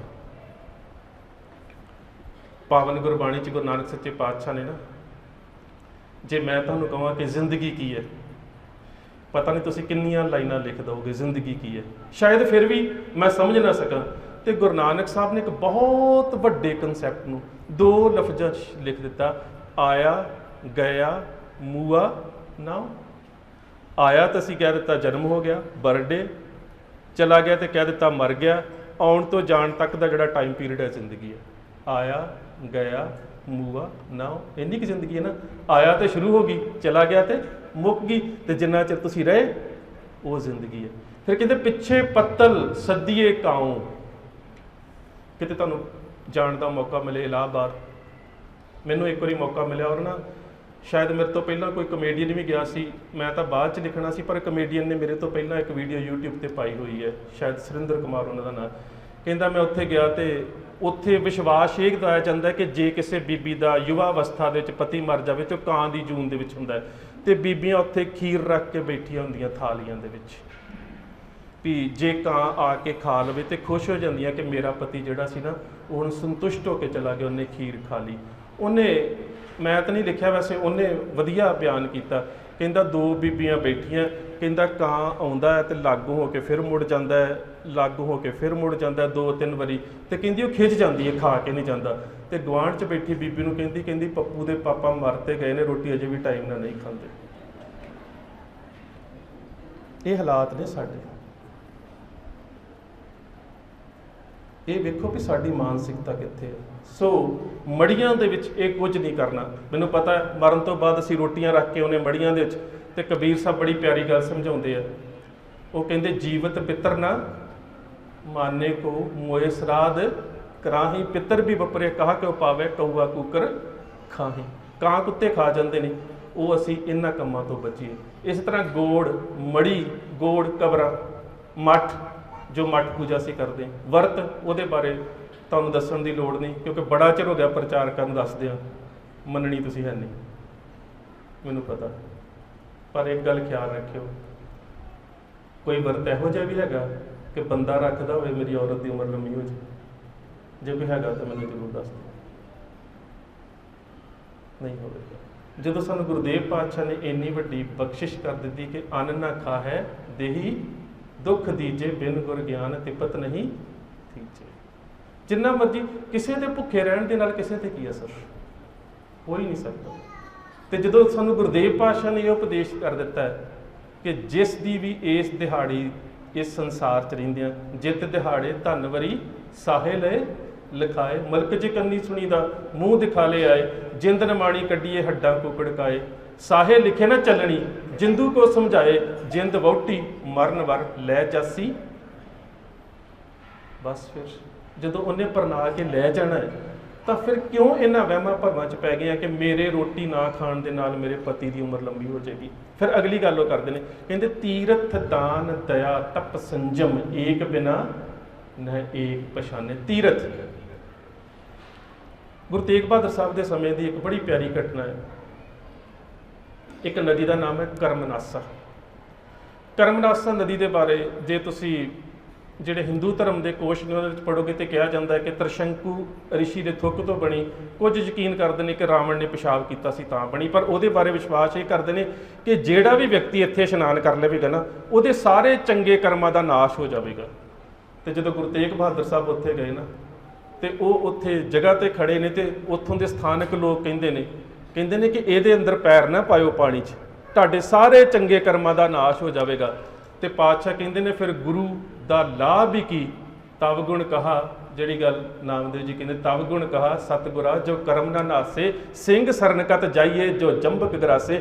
ਫਿਰ ਸ਼ੇਰ ਦੇ ਨਾਲ ਯਾਰੀ ਰੱਖਣ ਦਾ ਕੀ ਫਾਇਦਾ ਜੇ ਗਿੱਦੜਾਂ ਤੋਂ ਹੀ ਡਰਨਾ।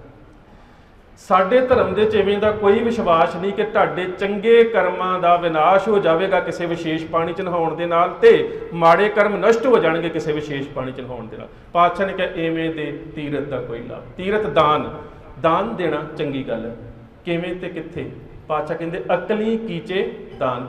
ਗਿਆਨੀ ਦੇਸ ਸਿੰਘ ਹੁਣਾਂ ਨੇ ਇੱਕ ਬੜੀ ਪਿਆਰੀ ਗੱਲ ਸਮਝਾਈ। ਖਾਲਸਾ ਸਮਾਚਾਰ ਦੇ ਐਡੀਟੋਰੀਅਲ ਕਿਤੇ ਤੁਹਾਨੂੰ ਪੜ੍ਹਨ ਦਾ ਮੌਕਾ ਮਿਲੇ ਨਾ, ਕਹਿੰਦੇ ਇੱਕ ਰਾਜਾ ਸੀ, ਉਹਨੇ ਬੜੀ ਸੂਰਬੀਰਾਂ ਦੀ ਫੌਜ ਰੱਖੀ ਸੀ ਔਰ ਉਹਨਾਂ ਤੇ ਖਰਚ ਵੀ ਕਰਦਾ ਸੀ ਤੇ ਆਲੇ ਦੁਆਲੇ ਡਰ ਸੀ ਲੋਕਾਂ ਨੂੰ ਕਿ ਇਹ ਜਿਹੜਾ ਰਾਜਾ ਹੈ ਨਾ ਇਹਦੇ ਕੋਲ ਬੜੀ ਵੱਡੀ ਬਹਾਦਰਾਂ ਦੀ ਫੌਜ ਹੈ। ਕਹਿੰਦਾ ਇੱਕ ਦਿਨ ਉਹਦੇ ਕੋਲ ਕੋਈ ਪ੍ਰਚਾਰਕ ਜਿਹਾ ਚਲਾ ਗਿਆ ਸਾਡੇ ਵਰਗਾ, ਰਾਜਾ ਕਿਉਂ ਇੰਨਾ ਸ਼ਸਤਰਾਂ ਤੇ ਪੈਸੇ ਖਰਚ ਕਰੀ ਜਾਂਦਾ, ਕਿਉਂ ਇੰਨਾ ਸੂਰਬੀਰਾਂ ਦੀ ਨਹੀਂ ਤਨਖਾਹ ਦੇਣ ਦਿਆਂ, ਇਹਨਾਂ ਦੀ ਕੀ ਲੋੜ ਆ? ਤੂੰ ਆਪਣੇ ਧਰਮ ਦੇ ਮੁਤਾਬਕ ਧਰਮ ਕਰਮ ਕਰ, ਤੂੰ ਦਾਨ ਦਿਆ ਕਰ, ਤੂੰ ਸਾਡੇ ਵਰਗੇ ਪ੍ਰਚਾਰਕਾਂ ਨੂੰ ਥੋੜੇ ਬਹੁਤੇ ਲਿਫਾਫੇ ਦਿਆ ਕਰ, ਕੋਈ ਮਾਇਆ ਦਿਆ ਕਰ, ਅਸੀਂ ਜੰਤਰ ਮੰਤਰ ਇਵੇਂ ਦੇ ਮਾਰਨੇ ਆ, ਤੇਰੇ ਰਾਜ ਨੂੰ ਕੋਈ ਖਤਰਾ ਨਹੀਂ। ਉਹਨੇ ਸਾਰੀ ਫੌਜ ਕੱਢ ਦਿੱਤੀ ਤੇ ਬਸ ਥੋੜਾ ਜਿਹਾ ਕਿਤੇ ਲੰਗਰ ਲਾ ਦੇਣਾ, ਕਿਤੇ ਦੇਗਾ ਕੜਛੀਆਂ ਰੱਖ ਲੈਣੀਆਂ ਚਾਰਕ ਤੇ ਕਿਤੇ ਕੁਰਾਨ ਪੜ੍ਹ ਲੈਣੀ, ਇੰਨੇ 'ਚ ਹੀ ਤੇ ਆਲੇ ਦੁਆਲੇ ਦੇ ਲੋਕਾਂ ਨੂੰ ਪਤਾ ਲੱਗ ਗਿਆ ਰਾਜੇ ਨੂੰ ਵੀ ਇਹ ਜਿਹੜਾ ਰਾਜਾ ਹੈ ਨਾ ਇਹ ਹੁਣ ਤੇਗ ਛੱਡ ਕੇ ਦੇਗ ਤੇ ਆ ਗਿਆ, ਇਹਨੇ ਤਲਵਾਰ ਛੱਡ ਦਿੱਤੀ ਆ। ਉਹਨਾਂ ਨੇ ਹਮਲਾ ਕਰ ਦਿੱਤਾ। ਜਦੋਂ ਸਾਰੇ ਪਾਸਿਆਂ ਤੋਂ ਘੇਰ ਲਿਆ ਨਾ ਤੇ ਗਿਆਨੀ ਦੇਸ ਸਿੰਘ ਲਿਖਦੇ ਨੇ ਆਪਣੀ ਉਸ ਰਚਨਾ 'ਚ, ਕਹਿੰਦਾ ਰਾਜਾ ਮੁੜ ਕੇ ਉਹਨਾਂ ਨੂੰ ਆਪਣੇ ਪ੍ਰਚਾਰਕਾਂ ਨੂੰ ਕਹਿੰਦੇ ਹੁਣ ਕਰੋ ਕੁਛ। ਗੁਰੂ ਨਾਨਕ ਸਾਹਿਬ ਦੇ ਸਮੇਂ ਵੀ ਇੰਝ ਹੀ ਹੋਇਆ ਸੀ ਨਾ, ਜਦੋਂ ਬਾਬਰ ਨੇ ਹਮਲਾ ਕੀਤਾ ਤੇ ਆ ਜਿੰਨੇ ਵੀ ਲੋਧੀ ਸਰਦਾਰਾਂ ਨੇ ਆਪਣੇ ਰੱਖੇ ਹੋਏ ਸੀ ਨਾ ਅੱਗੇ ਪ੍ਰੋਹਿਤ ਤੇ ਅੱਗੇ ਮੌਲਵੀ, ਉਹ ਕਹਿੰਦੇ ਲੜਨ ਦੀ ਲੋੜ ਹੀ ਨਹੀਂ, ਅਸੀਂ ਤਾਂ ਮੰਤਰੀ ਐਵੇਂ ਦੇ ਪੜ੍ਹਨੇ ਨੇ, ਬਾਬਰ ਦੀ ਆਉਣ ਵਾਲੀ ਫੌਜ ਨੇ ਇੰਨੀ ਹੋ ਜਾਣਾ। ਗੁਰੂ ਨਾਨਕ ਸੱਚੇ ਪਾਤਸ਼ਾਹ ਦੀ ਬਾਣੀ ਕਹਿੰਦੀ ਕੋਟੀ ਹੂ ਪੀਰ ਵਰਜਰ ਹਾਏ ਜਾਂ ਮੀਰ ਸੁਣਿਆ ਧਾਇਆ, ਕੋਈ ਮੁਗਲ ਨਾ ਹੋਵਾ ਅੰਦਾ ਕਿਨੇ ਨਾ ਪਰਚਾ ਲਾਇਆ, ਥਾਨ ਮਕਾਨ ਚਲੇ ਮਿੱਝ ਮੰਦਰ ਮੁਸ਼ ਮੁਸ਼ ਕੋਏ ਰੁਲਾਇਆ। ਹੋਇਆ ਕਿ ਦੇਸ਼ ਗੁਲਾਮ ਹੋ ਗਿਆ ਇਸੇ ਆਸ ਦੇ ਵਿੱਚ। ਉਹੀ ਹੁਣ ਰਾਜਾ ਕਹਿੰਦਾ, ਗਿਆਨੀ ਦੇਸ ਸਿੰਘ ਕਹਿੰਦੇ ਰਾਜਾ ਕਹਿੰਦਾ ਆਪਣੇ ਉਹਨਾਂ ਨੂੰ ਧਰਮ ਬੰਦਿਆਂ ਨੂੰ, ਆਪਣੇ ਰਾਜਗੁਰੂ ਨੂੰ ਵੀ ਕਰੋ ਕੁਛ। ਕਹਿੰਦੇ ਅਸੀਂ ਫੌਜਾਂ ਨੂੰ ਸਮਝਾਉਣ ਜਾਂਦੇ ਹਾਂ। ਜਦੋਂ ਫੌਜਾਂ ਨੂੰ ਸਮਝਾਉਣ ਗਏ ਨਾ ਤੇ ਜਾ ਕੇ ਕਹਿੰਦੇ ਤੁਸੀਂ ਲੜੋ ਨਾ, ਤੁਸੀਂ ਆਪੋ ਆਪਣੇ ਇਲਾਕਿਆਂ 'ਚ ਜਾ ਕੇ ਦਾਨ ਪੁੰਨ ਕਰੋ, ਤੁਸੀਂ ਕਿਸੇ ਦੇ ਰਾਜ ਤੇ ਕਬਜ਼ਾ ਨਾ ਕਰੋ। ਕਹਿੰਦੇ ਤੇਰੀ ਵਿੱਦਿਆ ਦੀ ਸਾਨੂੰ ਇੱਥੇ ਲੋੜ ਨਹੀਂ, ਆਪਣੇ ਰਾਜੇ ਨੂੰ ਕਹਿ ਲੜਨਾ ਤੇ ਮੈਦਾਨੇ ਜੰਗ 'ਚ ਆ ਜਾ, ਨਹੀਂ ਤੇ ਰਾਜ ਛੱਡ ਕੇ ਚਲਾ ਜਾ। ਇਹਨਾਂ ਨੇ ਆ ਕੇ ਪਤਾ ਕੀ ਕਿਹਾ, ਕਹਿੰਦਾ ਰਾਜਾ ਉੱਤੇ ਕਲਯੁਗੀ ਹੋ ਗਏ ਨੇ, ਉਹ ਨਹੀਂ ਮੰਨਦੇ, ਹੁਣ ਅਸੀਂ ਚੱਲੇ ਆ। ਤੇ ਰਾਜਾ ਕਹਿੰਦਾ ਤੁਸੀਂ ਜਾਓ, ਤੁਹਾਡੇ ਕਰਕੇ ਮੈਂ ਬਹੁਤ ਨੁਕਸਾਨ ਕਰਾ ਲਿਆ। ਇੱਕ ਰਾਜੇ ਦਾ ਧਰਮ ਹੈ ਸ਼ਸਤਰ ਚੁੱਕਣੇ। ਸੋ ਇਵੇਂ ਦੀ ਦਇਆ ਦਾ ਕੀ ਫਾਇਦਾ ਜਿਹੜੀ ਤੁਹਾਨੂੰ ਗੁਲਾਮ ਬਣਾ ਦੇਵੇ, ਇਵੇਂ ਦੇ ਦਾਨ ਦਾ ਕੀ ਫਾਇਦਾ ਜਿਹੜਾ ਤੁਹਾਨੂੰ ਗੁਲਾਮ ਬਣਾ ਦੇਵੇ, ਇਵੇਂ ਦੇ ਲੰਗਰ ਲਾਉਣ ਦਾ ਕੀ ਫਾਇਦਾ ਜਿਹੜਾ ਤੁਹਾਨੂੰ ਗੁਲਾਮ ਬਣਾ ਦੇਵੇ।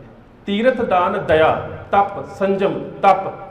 ਜੇ ਤਪ ਦੇ ਵਿੱਚ ਵੀ ਹਉਮੈ, ਮੈਂ ਤੁਹਾਨੂੰ ਥੋੜੀ ਜਿਹੀ ਇਸਲਾਮ 'ਚ ਇੱਕ ਉਦਾਹਰਨ ਦਿੰਦਾ।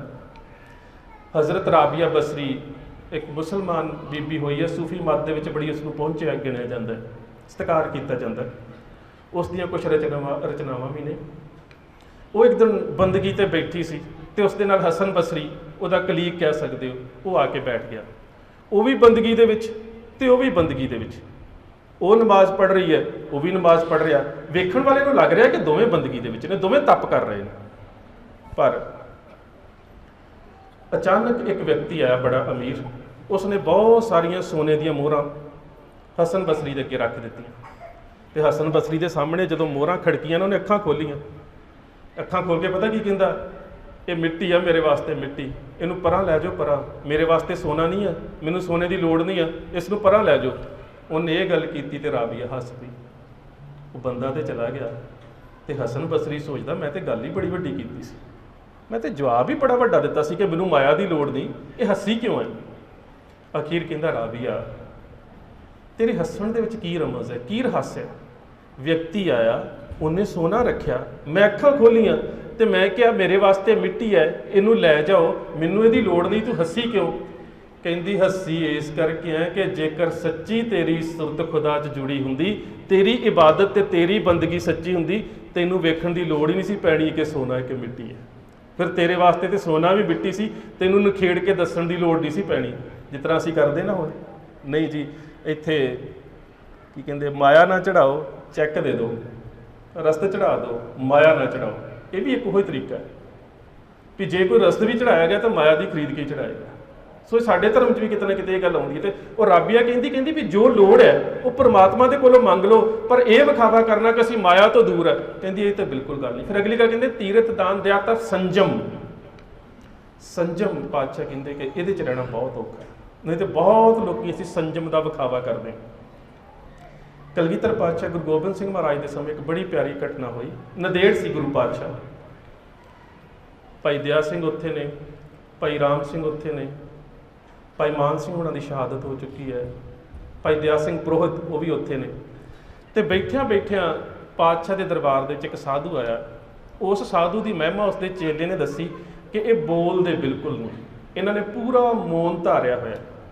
ਤੇ ਕਲਗੀਧਰ ਪਾਤਸ਼ਾਹ ਗੁਰੂ ਗੋਬਿੰਦ ਸਿੰਘ ਮਹਾਰਾਜ ਦੀ ਬਾਣੀ ਅਕਾਲ ਉਸਤਤ ਕਿਤੇ ਤੁਹਾਨੂੰ ਪੜ੍ਹਨ ਦਾ ਮੌਕਾ ਮਿਲੇ ਨਾ, ਉਹਦੇ 'ਚ ਪਾਤਸ਼ਾਹ ਨੇ ਇਵੇਂ ਦੇ ਪਖੰਡਾਂ ਦਾ ਬਹੁਤ ਪਾਜ ਖੋਲਿਆ। ਉਹ ਕਹਿੰਦੇ, ਬਿੰਦ ਕੇ ਸਦਈਆ ਤਾਹੀ ਹੀਜ ਕੀ ਵੱਡੀਆ ਦੇ ਤੇ ਬੰਦਰਾ ਸਦੀਪ ਪਾਏ ਨੰਗੇ ਹੀ ਫਿਰਤ ਹੈ। ਵੀ ਜੇ ਕੋਈ ਕਹਿੰਦਾ ਮੈਂ ਵਿਆਹ ਨਹੀਂ ਕਰਾਇਆ ਤੇ ਮੈਂ ਬ੍ਰਹਮ ਗਿਆਨੀ ਹੈ, ਤੇ ਪਾਤਸ਼ਾਹ ਕਹਿੰਦੇ ਫਿਰ ਤਾਂ ਸਾਰੇ ਖੁਸਰੇ ਬ੍ਰਹਮ ਗਿਆਨੀ ਹੋ ਗਏ। ਜੇ ਕੋਈ ਕਹੇ ਮੈਂ ਨੰਗੇ ਪੈਰੀ ਫਿਰਦਾ ਤੇ ਮੈਂ ਬ੍ਰਹਮ ਗਿਆਨੀ ਹੈ, ਪਾਤਸ਼ਾਹ ਕਹਿੰਦੇ ਫਿਰ ਸਾਰੇ ਬਾਂਦਰ ਬ੍ਰਹਮ ਗਿਆਨੀ ਹੋ ਗਏ। ਬਿੰਦ ਕੀ ਸਦਈਆ ਤਾਹੇ ਹੀਜ ਕੀ ਵਡਈਆ ਦੇਤ ਬੰਦਰਾ ਸਦੀਪ ਪਾਏ ਨੰਗੇ ਹੀ ਫਿਰਤ ਹੈ। ਫਿਰ ਕਹਿੰਦੇ, ਸੀਸ ਪਟਕਤ ਜਾ ਕੇ ਕਾਨ ਮੇ ਖਜੂਰਾ ਤਸੇ ਮੂੰਡ ਛਟਕਤ ਮਿੱਤਰ ਪੁੱਤਰ ਹੋ ਕੇ ਸ਼ੌਕ ਚੋਂ। ਕਹਿੰਦੇ ਕਿਸੇ ਕੰਨ ਦੇ ਵਿੱਚ ਕੀੜਾ ਮਰ ਜਾਵੇ ਜਾਂ ਵੜ ਜਾਵੇ, ਉਹ ਵੀ ਜ਼ੋਰ ਜ਼ੋਰ ਦੀ ਕੰਧ ਨਾਲ ਸਿਰ ਮਾਰਦਾ, ਤੇ ਹੁਣ ਕੋਈ ਕੰਧ ਨਾਲ ਸਿਰ ਮਾਰ ਲੱਗ ਜਾਏ ਸੀ ਕਿ ਇਹਦੇ 'ਚ ਬਾਬਾ ਆ ਗਿਆ। ਪਾਤਸ਼ਾਹ ਕਹਿੰਦੇ ਤੇ ਪਖੰਡ ਕਰ ਰਿਹਾ। ਫਿਰ ਅਗਲੀ ਉਹ ਗੱਲ ਕਰਦੇ ਨੇ, ਕਹਿੰਦੇ ਨੇ ਕਿ ਕਿਹੜਾ ਮੋਨਹਾਰੀ ਤਾਂ ਰੁੱਖ ਵੀ ਹੁੰਦੇ ਨੇ। ਹੁਣ ਬੰਦਾ ਕਹੇ ਵੀ ਰੁੱਖ ਪੂਜਣਯੋਗ ਹੋ ਗਿਆ ਕਿਉਂਕਿ ਮੋਨਧਾਰੀ ਹੈ, ਰੁੱਖ ਬੋਲਦਾ ਨਹੀਂ। ਹੁਣ ਪਾਤਸ਼ਾਹ ਦੇ ਸਾਹਮਣੇ ਸਿਫਤਾਂ ਬੜੀਆਂ ਕੀਤੀਆਂ ਗਈਆਂ ਕਿ ਬਿਲਕੁਲ ਮੌਨਧਾਰੀ ਹੈ, ਬੋਲਦਾ ਨਹੀਂ। ਤੇ ਪਾਤਸ਼ਾਹ ਮੁਸਕਰਾਏ। ਇਹ ਗਿਆਨੀ ਦਿੱਤ ਸਿੰਘ ਉਹਨਾਂ ਦੀ ਜਿਵੇਂ ਦੀ ਚਰਚਾ ਹੈ ਨਾ, ਇਹ ਬਿਲਕੁਲ ਉਵੇਂ ਦੀ ਰੋਚਕਤਾ ਹੈ। ਪਾਤਸ਼ਾਹ ਮੁਸਕਰਾਏ, ਮੁਸਕਰਾ ਕੇ ਨਾਲ ਤੇ ਦਇਆ ਸਿੰਘ ਨੂੰ ਅੱਖ ਦਾ ਇਸ਼ਾਰਾ ਕਰ ਦਿੱਤਾ ਤੇ ਨਾਲੇ ਕਹਿੰਦੇ, ਦਇਆ ਸਿੰਘ ਜੀ ਇਹਨਾਂ ਨੂੰ ਆਪਣੇ ਸ਼ਮਿਆਨੇ 'ਚ ਆਪਣੇ ਤੰਬੂ 'ਚ ਲੈ ਜਾਓ, ਇਹਨਾਂ ਨੂੰ ਖੀਰ ਖਵਾਉਣੀ ਹੈ, ਪੂੜੀਆਂ ਖਵਾਉਣੀਆਂ ਨੇ, ਕਿਉਂਕਿ ਮੌਨ ਰੱਖਣ ਦੇ ਉੱਪਰ ਐਨਰਜੀ ਬਹੁਤ ਲੱਗਦੀ ਹੈ। ਪਤਾ ਨਹੀਂ ਇਹਨਾਂ ਦੀ ਕਿੰਨੀ ਊਰਜਾ ਨਸ਼ਟ ਹੋ ਰਹੀ ਹੋਵੇਗੀ, ਕਿਉਂਕਿ ਚੁੱਪ ਰਹਿਣਾ ਬੜਾ ਔਖਾ, ਰਿਹਾ ਹੀ ਨਹੀਂ ਜਾਂਦਾ। ਖਾਸ ਕਰਕੇ ਸਾਡੇ ਵਰਗੇ ਬੋਲਣ ਵਾਲੇ ਬੰਦੇ ਕੋਲ ਤਾਂ ਬਿਲਕੁਲ ਹੀ ਨਹੀਂ ਰਿਹਾ ਜਾਂਦਾ।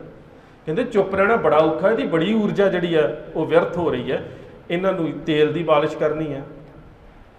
ਭਾਈ ਦਇਆ ਸਿੰਘ ਲੈ ਗਏ ਤੰਬੂ ਦੇ ਵਿੱਚ, ਜਾ ਕੇ ਖਾਣ ਨੂੰ ਕੁਝ ਨਾ ਦਿੱਤਾ। ਸਾਧੂ ਵੇਖੇ ਇੱਧਰ ਉੱਧਰ ਕਿ ਗੁਰੂ ਪਾਤਸ਼ਾਹ ਨੇ ਤਾਂ ਕਿਹਾ ਸੀ ਖੀਰ ਮਿਲਣੀ ਹੈ, ਸਿਰ ਦੇ ਵਿੱਚ ਤੇਲ ਦੀ ਮਾਲਿਸ਼ ਹੋਣੀ ਹੈ, ਪੂਰੀਆਂ ਮਿਲਣੀਆਂ ਨੇ, ਸਵੇਰੇ ਫਿਰ ਖੀਰ ਤੇ ਕੜਾਹ ਮਿਲਣਾ ਹੈ, ਤੇ ਰਾਤ ਨੂੰ ਮਾੜਾ ਜਿਹਾ ਪਾਣੀ ਦੇ ਦਿੱਤਾ ਤੇ ਸਵੇਰੇ ਸੁੱਕੀ ਰੋਟੀ ਬਣਾਤੀ। ਬੜਾ ਔਖਾ, ਕਿਉਂਕਿ ਔਖਾ ਬੜਾ ਹੁੰਦਾ ਬੰਦਾ ਜਦੋਂ ਸੋਚ ਕੇ ਗਿਆ ਹੋਵੇ ਖਾਣ ਨੂੰ ਬਹੁਤ ਕੁਝ ਮਿਲਣਾ ਤੇ ਜਾਂਦੇ ਨੂੰ ਕੁਝ ਵੀ ਨਾ ਮਿਲੇ, ਬੜਾ ਔਖਾ। ਜਦੋਂ ਸਵੇਰੇ ਦਰਬਾਰ ਲੱਗਾ ਤੇ ਆਇਆ ਦਰਬਾਰ ਦੇ ਵਿੱਚ ਤੇ ਪਾਤਸ਼ਾਹ ਕਹਿੰਦੇ, ਦਇਆ ਸਿੰਘ ਜੀ ਮੁਨੀ ਜੀ ਦੀ ਸੇਵਾ ਕੀਤੀ? ਕਹਿੰਦੇ ਹਾਂ ਪਾਤਸ਼ਾਹ ਬਹੁਤ ਸੇਵਾ ਕੀਤੀ। ਰਾਤੀ ਇਹਨਾਂ ਨੂੰ ਖੀਰ ਖਵਾਈ, ਗਰਮ ਪਾਣੀ ਦੇ ਨਾਲ ਇਸ਼ਨਾਨ ਕਰਾਇਆ, ਫਿਰ ਇਹਨਾਂ ਦੇ ਸਿਰ ਦੇ ਵਿੱਚ ਤੇਲ ਦੀ ਮਾਲਿਸ਼ ਕੀਤੀ, ਫਿਰ ਸਵੇਰੇ ਇਹਨਾਂ ਨੂੰ ਕੜਾਹ ਦੇ ਨਾਲ ਪੂੜੀਆਂ ਖਾਣ ਨੂੰ ਦਿੱਤੀਆਂ। ਰਿਹਾ ਨਾ ਗਿਆ, ਕਹਿੰਦੇ ਪਾਤਸ਼ਾਹ ਬਿਲਕੁਲ ਝੂਠ ਬੋਲਦਾ ਜੇ, ਸਵੇਰ ਦਾ ਰਾਤ ਦਾ ਭੁੱਖਾ ਮਾਰਤਾ ਜੇ ਮੈਨੂੰ। ਪਾਤਸ਼ਾਹ ਕਹਿੰਦੇ ਆਹ ਤੇਰਾ ਮੌਨ ਆ, ਆਹ ਮੌਨ ਆ, ਇਹ ਸੰਜਮ ਰੱਖਣਾ ਬਹੁਤ ਔਖਾ। ਸੋ ਪਾਤਸ਼ਾਹ ਕਹਿੰਦੇ ਨੇ ਤੀਰਥ ਦਾਨ ਦਿਆ ਤਪ ਸੰਜਮ ਏਕ ਬਿਨਾ ਨ ਏਕ ਪਛਾਨੇ ਪੂਰਨ ਜੋਤ ਜਗੇ ਘਟ ਮੇ। ਹੁਣ ਇਹ ਪੂਰਨ ਪਿਆਰ ਦੀਆਂ ਨਿਸ਼ਾਨੀਆਂ, ਤੇ ਇਹ ਪੂਰਨ ਪਿਆਰ ਪੂਰਨ ਗੁਰੂ ਦੇ ਨਾਲ ਹੋ ਜਾਵੇ, ਫਿਰ ਪੂਰਨ ਜੋਤ ਜਗੈ ਘਟ ਮੇ ਤਬ ਖਾਲਸਤਾ ਹੈ ਨਖਾਲਸ ਚਾਹੇ। ਉਦੋਂ ਅਸੀਂ ਗੁਰੂ ਦੇ ਸਿੱਖ ਬਣਨ ਦੇ ਕਾਬਲ ਹੋ ਸਕਾਂਗੇ, ਜਿੱਦਣ ਇਹਨਾਂ ਵਹਿਮਾਂ ਭਰਮਾਂ ਚੋਂ ਨਿਕਲ ਜਾਵਾਂਗੇ। ਤੇ ਮੈਂ ਫਿਰ ਇੱਕ ਬੇਨਤੀ ਕਰਾਂ, ਨਿਕਲਣ ਦੇ ਵਾਸਤੇ ਬੜਾ ਸੋਹਣਾ ਰਾਹ ਹੈ, ਗਿਆਨੀ ਦਿੱਤ ਸਿੰਘ ਹੁਣਾਂ ਦੀਆਂ ਰਚਨਾਵਾਂ ਨੂੰ ਜ਼ਰੂਰ ਪੜ੍ਹ ਲਿਓ। ਇੱਕ ਵਾਰੀ ਨਹੀਂ, 2 ਵਾਰੀ ਨਹੀਂ, 10 ਵਾਰੀ ਨਹੀਂ, 20 ਵਾਰੀ ਪੜ੍ਹਿਓ, ਸਾਰੀਆਂ ਮੰਗਵਾ ਕੇ ਪੜ੍ਹਿਓ। ਹੁਣ ਤਾਂ PDF ਅਵੇਲੇਬਲ ਆ ਬਹੁਤ ਸਾਰੀਆਂ, ਬਲਦੀਪ ਵੀਰ ਜੀ ਨੂੰ ਪੁੱਛ ਲਿਓ, ਇਹਨਾਂ ਦਾ ਨੰਬਰ ਲੈ ਲਿਓ, ਸਾਰੀਆਂ PDF ਮੈਨੂੰ ਲੋੜ ਪਰ ਮੈਂ ਵੀ ਇਹਨਾਂ ਕੋਲ ਲੈਂਦਾ ਹੁੰਦਾ। ਤੁਹਾਡੇ ਦਿੱਲੀ ਦੇ ਵਿੱਚ ਤਾਂ ਇਹੋ ਹੀ ਸਮੁੰਦਰ ਬੈਠੇ ਨੇ ਇਹਨਾਂ ਚੀਜ਼ਾਂ ਦੇ। ਸੋ ਇਹਨਾਂ ਸਾਰਿਆਂ ਦੀਆਂ PDF ਲੈ ਕੇ ਪੜ੍ਹਨ ਦੀ ਬਹੁਤ ਕੋਸ਼ਿਸ਼ ਕਰਿਓ। ਮੈਂ ਖਾਸ ਕਰਕੇ ਇੱਕ ਉਦਾਹਰਨ ਦਿੰਦਾ, ਉਹਨਾਂ ਨਾਲ ਬੜੀ ਪਿਆਰੀ ਦਿੱਤੀ ਹੈ। ਸਾਡੇ ਨਾਲ ਕੁਝ ਰਹਿਤਨਾਮਿਆਂ 'ਚ ਆਉਂਦਾ ਕਿ ਜਦੋਂ ਗੁਰੂ ਗੋਬਿੰਦ ਸਿੰਘ ਮਹਾਰਾਜ ਖੰਡੇ ਬਾਟੇ ਦੀ ਪਾਹੁਲ ਬਖਸ਼ਿਸ਼ ਕਰ ਰਹੇ ਸੀ, ਜਦੋਂ ਅੰਮ੍ਰਿਤ ਛਕਾ ਰਹੇ ਸੀ ਨਾ, ਤੇ ਉਸ ਵੇਲੇ ਵੱਖ-ਵੱਖ ਅਵਤਾਰਾਂ ਦੇ ਕੋਲੋਂ ਵੱਖ-ਵੱਖ ਚੀਜ਼ਾਂ ਲਈਆਂ। ਤੇ ਕਹਿੰਦੇ ਕਿ ਇੱਕ ਕਸ਼ਹਿਰਾ ਜਿਹੜਾ ਨਾ ਉਹ ਇੱਕ ਅਵਤਾਰ ਦੇ ਕੋਲੋਂ ਲੈ ਲਿਆ, ਜਾਂ ਇੱਕ ਉਹਨਾਂ ਦੇ ਕਿਸੇ ਧਾਰਮਿਕ ਦੇ ਕੋਲੋਂ ਲੈ ਲਿਆ। ਤੇ ਗਿਆਨੀ ਦਿੱਤ ਸਿੰਘ ਜੀ ਨਾ ਉੱਤੇ ਬੜਾ ਵਧੀਆ ਕਮੈਂਟ ਕਰਦੇ ਨੇ, ਕਹਿੰਦੇ ਕਿ ਜੇ ਉਹਨੇ ਆਪਣਾ ਕਸ਼ਹਿਰਾ ਗੁਰੂ ਗੋਬਿੰਦ ਸਿੰਘ ਨੂੰ ਦੇ ਦਿੱਤਾ, ਆਪ ਤੁਰ ਗਿਆ ਨੰਗ ਮਲੰਗ, ਰਤਾ ਨਾ ਆਈ ਉਸ ਨੂੰ ਸੰਗ। ਵੀ ਇੰਨਾ ਬਸ਼ਰਮ ਬੰਦਾ ਆਪਣਾ ਕਸ਼ਹਿਰਾ ਗੁਰੂ ਨੂੰ ਦੇ ਕੇ ਆਪ ਨੰਗਾ ਹੀ ਤੁਰ ਗਿਆ। ਸੋ ਜੇ ਤੁਸੀਂ ਪੜ੍ਹੋਗੇ ਨਾ, ਉਹਨਾਂ 'ਚ ਇੰਨੀ ਰੌਚਕਤਾ ਹੈ, ਇੰਨਾ ਜ਼ਿਆਦਾ ਤਰਕ ਹੈ, ਔਰ ਇੰਨੀ ਜ਼ਿਆਦਾ ਵਿਅੰਗਮਈ ਟਿੱਪਣੀ ਹੈ ਨਾ ਹਰ ਵਰਤਾਰੇ ਦੇ ਉੱਪਰ। ਤੁਸੀਂ ਖੁਦ ਸੋਚੋਗੇ ਵੀ ਸੱਚਮੁੱਚ ਹੀ ਕਿੰਨੀ ਥੋੜ੍ਹੀ ਜਿਹੀ ਉਮਰ ਦੇ ਵਿੱਚ, ਤਕਰੀਬਨ 50-51 ਸਾਲ ਸ਼ਾਇਦ ਉਹਨਾਂ ਨੇ ਉਮਰ ਭੋਗੀ ਹੈ, 51 ਸਾਲ ਦੀ ਉਮਰ ਦੇ ਵਿੱਚ ਇੰਨੀ ਵੱਡੀ ਇੱਕ ਲਹਿਰ ਦਾ ਵਹਾਅ ਹੀ ਮੋੜ ਦੇਣਾ। ਵੀ ਅੱਜ ਅਸੀਂ ਮੇਰੇ ਖਿਆਲ ਦੇ ਨਾਲ ਦਿੱਲੀ 'ਚ ਉਨੇ ਤੋਂ ਵੱਧ ਸਿੱਖ ਹੋਣਗੇ ਜਿੰਨੇ ਟੋਟਲ ਸਿੱਖ ਰਹਿ ਗਏ ਸੀ, ਕਿ 1881 ਦੀ ਜਿਹੜੀ ਸੈਂਸਸ ਹੈ ਉਹ 18,53,429 ਸਿੱਖ। ਤੇ ਇਸ ਵਹਾਅ ਨੂੰ ਮੋੜਾ ਪਾਉਣ ਵਾਲੇ ਨੇ ਇਹ ਸਿੰਘ ਸਭਾ ਲਹਿਰ ਦੇ ਮੋਢੀਆਂ ਦੇ ਵਿੱਚੋਂ, ਚਾਹੇ ਉਹ ਸਰਦਾਰ ਗੁਰਮੁਖ ਸਿੰਘ ਹੁਣੀ ਨੇ, ਚਾਹੇ ਗਿਆਨੀ ਦਿੱਤ ਸਿੰਘ ਹੁਣੀ ਨੇ। ਸੋ ਲੋੜ ਹੈ ਇਹ ਉਪਰਾਲਾ ਜਿਹੜਾ ਇਹਨਾਂ ਨੇ ਕੀਤਾ, ਵੀਰਾਂ ਨੇ ਬਹੁਤ ਵਧੀਆ ਉਪਰਾਲਾ ਕੀਤਾ। ਅੱਜ ਪਹਿਲੀ ਕਿਤਾਬ ਇਹਨਾਂ ਨੇ ਪਬਲਿਸ਼ ਕੀਤੀ ਹੈ।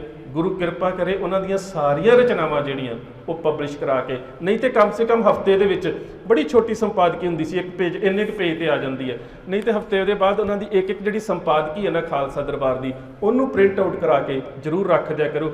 ਹਰ ਵੱਖਰੇ ਵੱਖਰੇ ਵਿਸ਼ੇ ਦੇ ਉੱਪਰ ਹੈ, ਔਰ ਬਹੁਤ ਪਿਆਰੀ ਹੈ, ਔਰ ਪੜ੍ਹਨ ਦੇ ਵਿੱਚ ਵੀ ਰੌਚਕਤਾ ਹੈ। ਤੁਸੀਂ ਉਸ ਨੂੰ ਅੱਖੋਂ ਪਰੋਖੇ ਨਹੀਂ ਕਰ ਸਕਦੇ। ਸੋ ਉਸ ਨੂੰ ਪੜ੍ਹਨ ਦਾ, ਸਮਝਣ ਦਾ ਜ਼ਰੂਰ ਯਤਨ ਕਰੋ। ਵਕਤ ਮੈਂ 10 ਮਿੰਟ ਤੁਹਾਡੇ ਜ਼ਿਆਦਾ ਲੈ ਗਿਆ ਜੀ, ਖਿਮਾ ਦਾ ਜਾਚਕ ਹੈ। ਇੰਨੀਆਂ ਬੇਨਤੀਆਂ ਪ੍ਰਵਾਨ, ਫਤਿਹ ਦੀ ਸਾਂਝ ਸਤਿਕਾਰ ਸਹਿਤ ਆਖਣਾ ਜੀ। ਵਾਹਿਗੁਰੂ ਜੀ ਕਾ ਖਾਲਸਾ, ਵਾਹਿਗੁਰੂ ਜੀ ਕੀ ਫਤਿਹ।